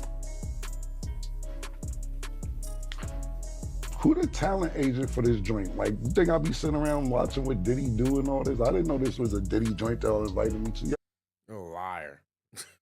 You're a liar because what they do is, like, these shows have pre-production. These shows have pre-production. So either somebody on your team didn't tell you what was going on, or you just go on interviews. And that's what I mean. Like, what are y'all celebrities doing when you go on these interviews acting like you don't know what's going on? Okay, I get it. You say you don't know Puff like that. You don't know Diddy like that. Okay, I get it. Whatever. But you know what I'm saying? Like, you ain't gotta do her like that, bro. That's all I'm saying. Who booked me for this joint? All right. Wow, and I don't be sitting Cameron, around watching Diddy and all that. Yeah, thanks. Come on, man. Thanks for joining us. Thank you for your time tonight. Yeah. Thank you for having me. You enjoy. What's up, Eric? Look at that, man. That's just buffoonery. That was buffoonery.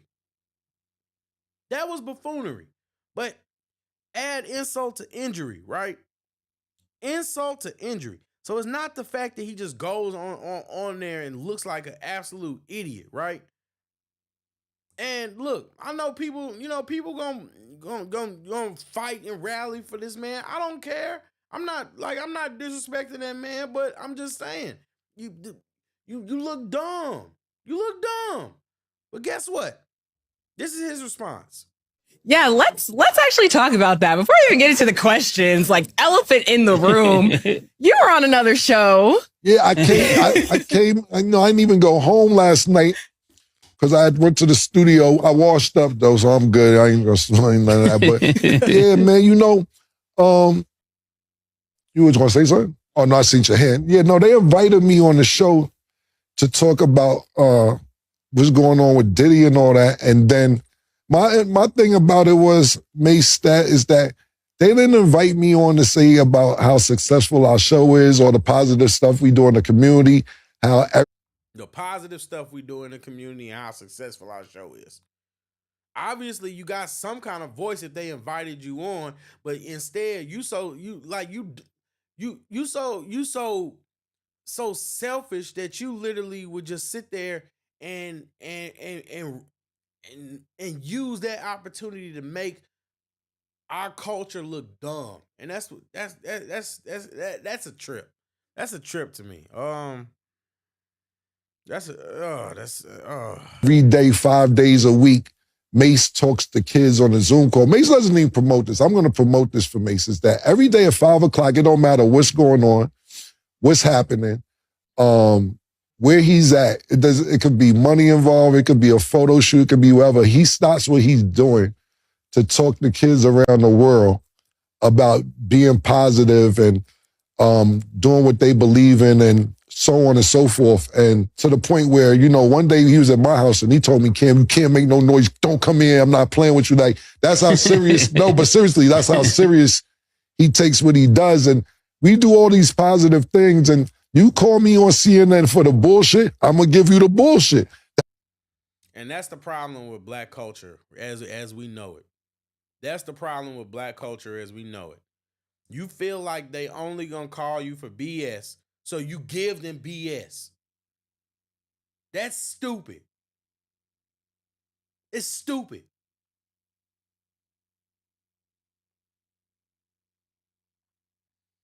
It's stupid, man. You sit there, if you already know that it's nonsense, why do y'all keep giving these people what they want and then you cry about the outcomes? You think You think you going on there making yourself look stupid. Only people that's gonna think that's funny is low grade Negroes. That's the truth. They the only ones that's gonna think that's funny or cute.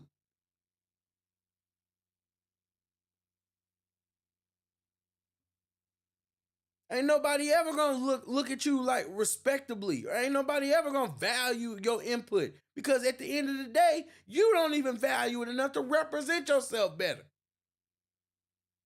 You don't love the culture enough to you don't even love the culture enough to represent it better. If we really being honest, this is where a lot of these people that love to talk about, oh, he's a Uncle Tom, oh, you a sellout, oh, you capping for massa, all that kind of stuff. Let's just be honest. Who's more the Uncle Tom? Who's more the sellout?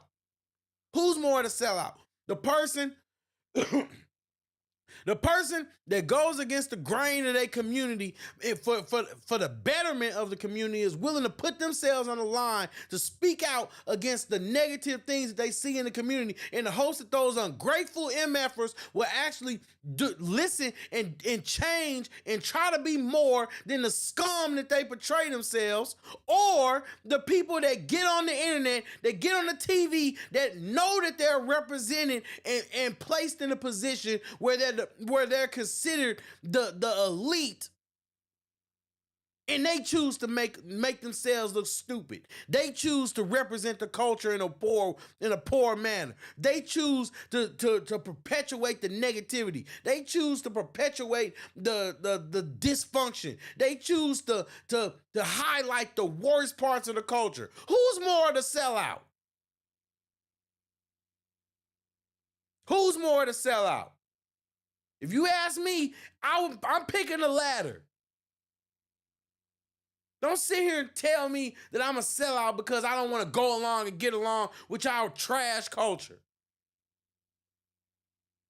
When the people that are supposed to represent the culture can't even act like they got some damn sense.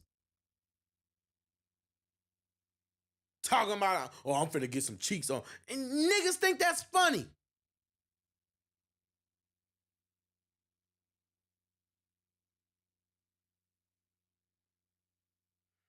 That's just what's going to happen. So we got some free promo. I teased the Pink Horsepower. They tried to bring up when Mace bought me the Biggie instead of Puff, and I said, yeah. Free promo, huh? Free promo. Win for the culture, right? Win for the culture.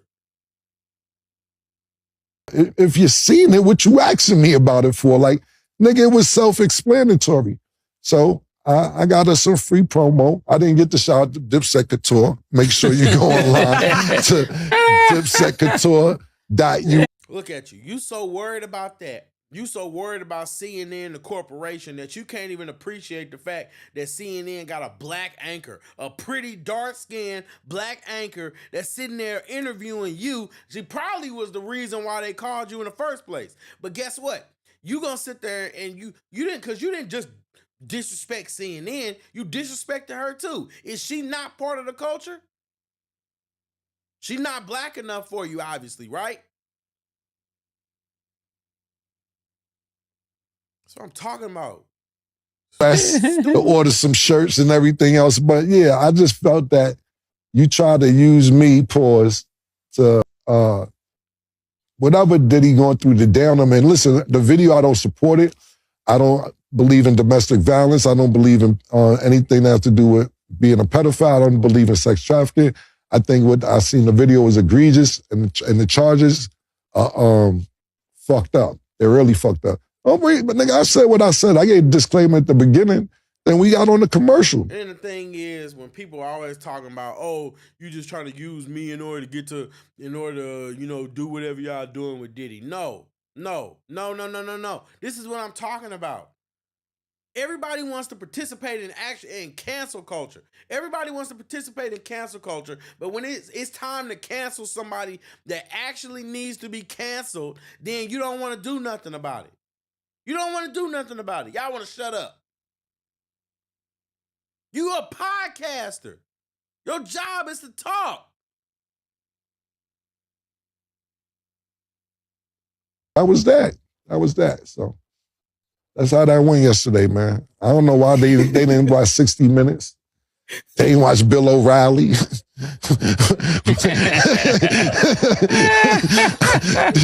is what I do on them joints, boys. Y'all keep inviting me up to Fox, CNN, 60 Minutes. Y'all already know what the resume is with them shows with me. But yeah, that's what happened, Stat. So let the record show. Let the record show. Any news station, any radio host, regardless to hell whether this guy is a successful podcaster, all his marketing aside, all his promo aside, all that aside, if you actually want valuable input, you will not go to Cameron. He's obviously not equipped for it.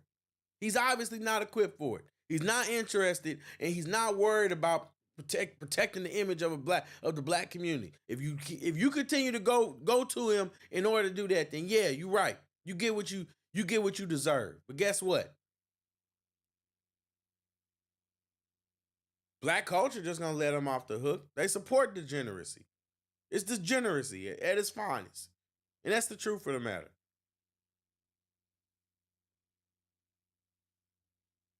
It's people that sit up there and somebody in the comment section said it was genius. They thought what he did was genius.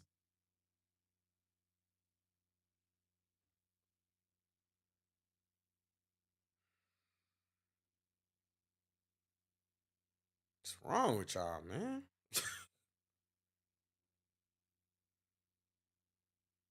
I genuinely hate that for y'all. I do. I hate that for people that's so that just proud of the ignorance. Just proud to be ignorant.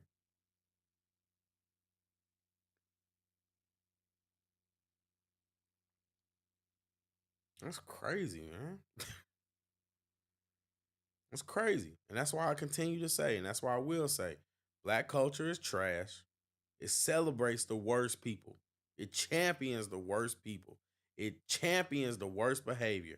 It celebrates the worst behavior. It rebukes the people who want change. It rebukes the people who don't want to go along and conform with the negativity of the culture.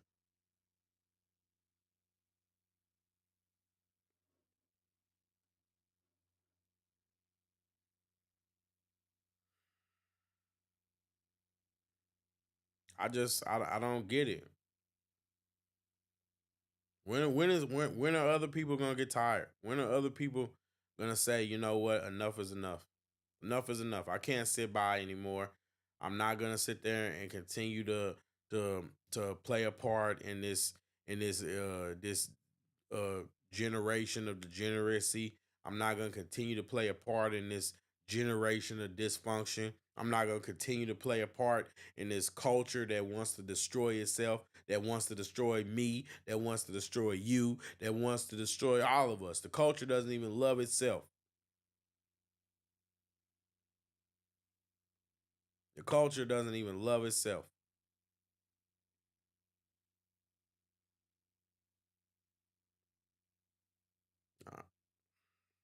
That's beyond me.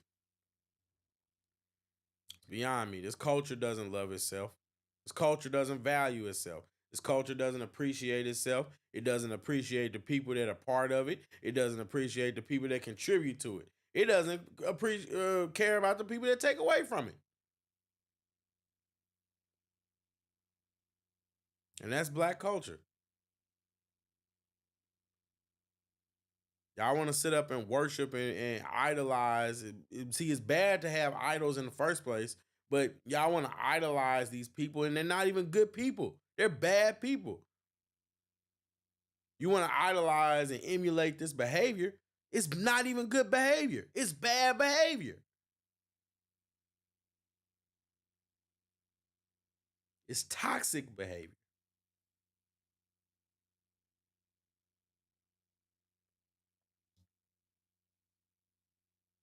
It's toxic behavior.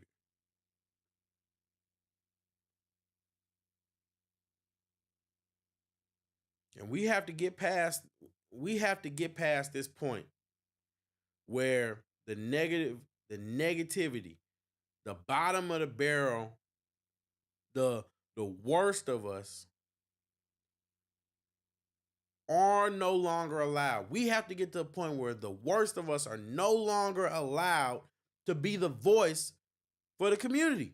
If you care that much, I say divest from it, get away from it. The ship is sinking, and just get away. Save yourself. But if that's too much,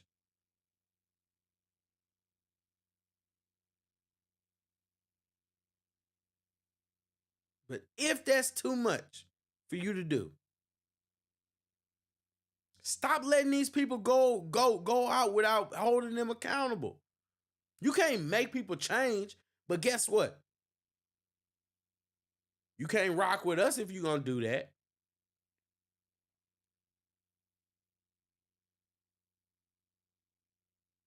It's sad, man. It's honestly it's frustrating.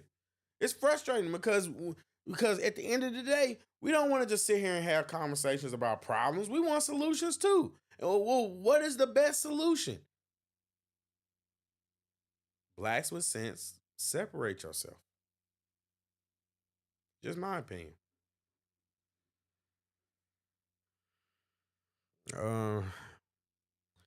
Bryce Cass, what's going on? Deshaun Coleman says, yeah, it's time to separate for real. I agree.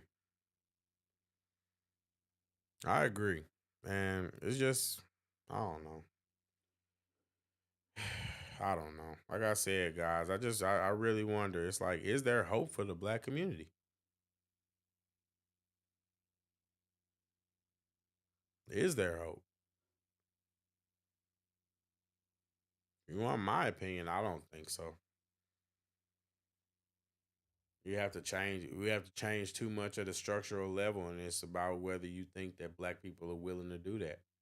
Do you think that black people are willing to put in the work? Do you?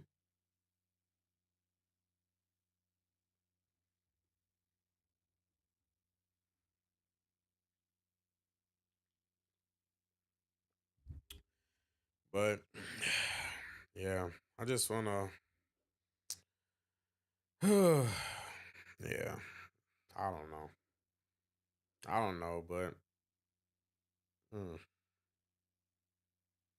but I mean, I definitely have fun rocking out with you guys. I'm gonna get back in the swing of doing these live streams more frequently. But I'm gonna go ahead and wrap this up. I appreciate everybody for stopping through. I appreciate everybody that gave to the channel, supported. I really do appreciate it. I hope all of you guys are doing well. You guys could have been doing anything, but you chose to rock out with me. So I appreciate it. I genuinely appreciate it. Go ahead before we get up out of here. RJ says that educated blacks are tired of ghetto-ness and we're starting to speak up. And let's leave off with that, because at the end of the day, that's what's most important. People have to stop going along to get along. At the end of the day, if you don't like when I say that black culture is trash, if you don't like being associated with a community or a culture that's viewed as trash, guess what? You have to speak up. Yeah, we have to speak up. We have to speak up. We can't just sit there and just let them just do whatever they want, because it does reflect on us, unfortunately. But we have to separate. We have to separate, and that's what I believe is the best action. Deshaun says, have a good night, J Red. I appreciate it, man. You too. Recently subbed to your channel, by the way. Great stuff, man. Thank you. I sincerely appreciate that. I really do try to, work hard to at least, give you guys genuine content. It's a lot of people that are better at this than I am. But I try to, I'm genuine with y'all, and that's all I can ever be. And so at the end of the day, I wish everybody the best. Hope everybody's, has a great rest of your night. And thanks for tuning in. I'll see you guys next time. Salute.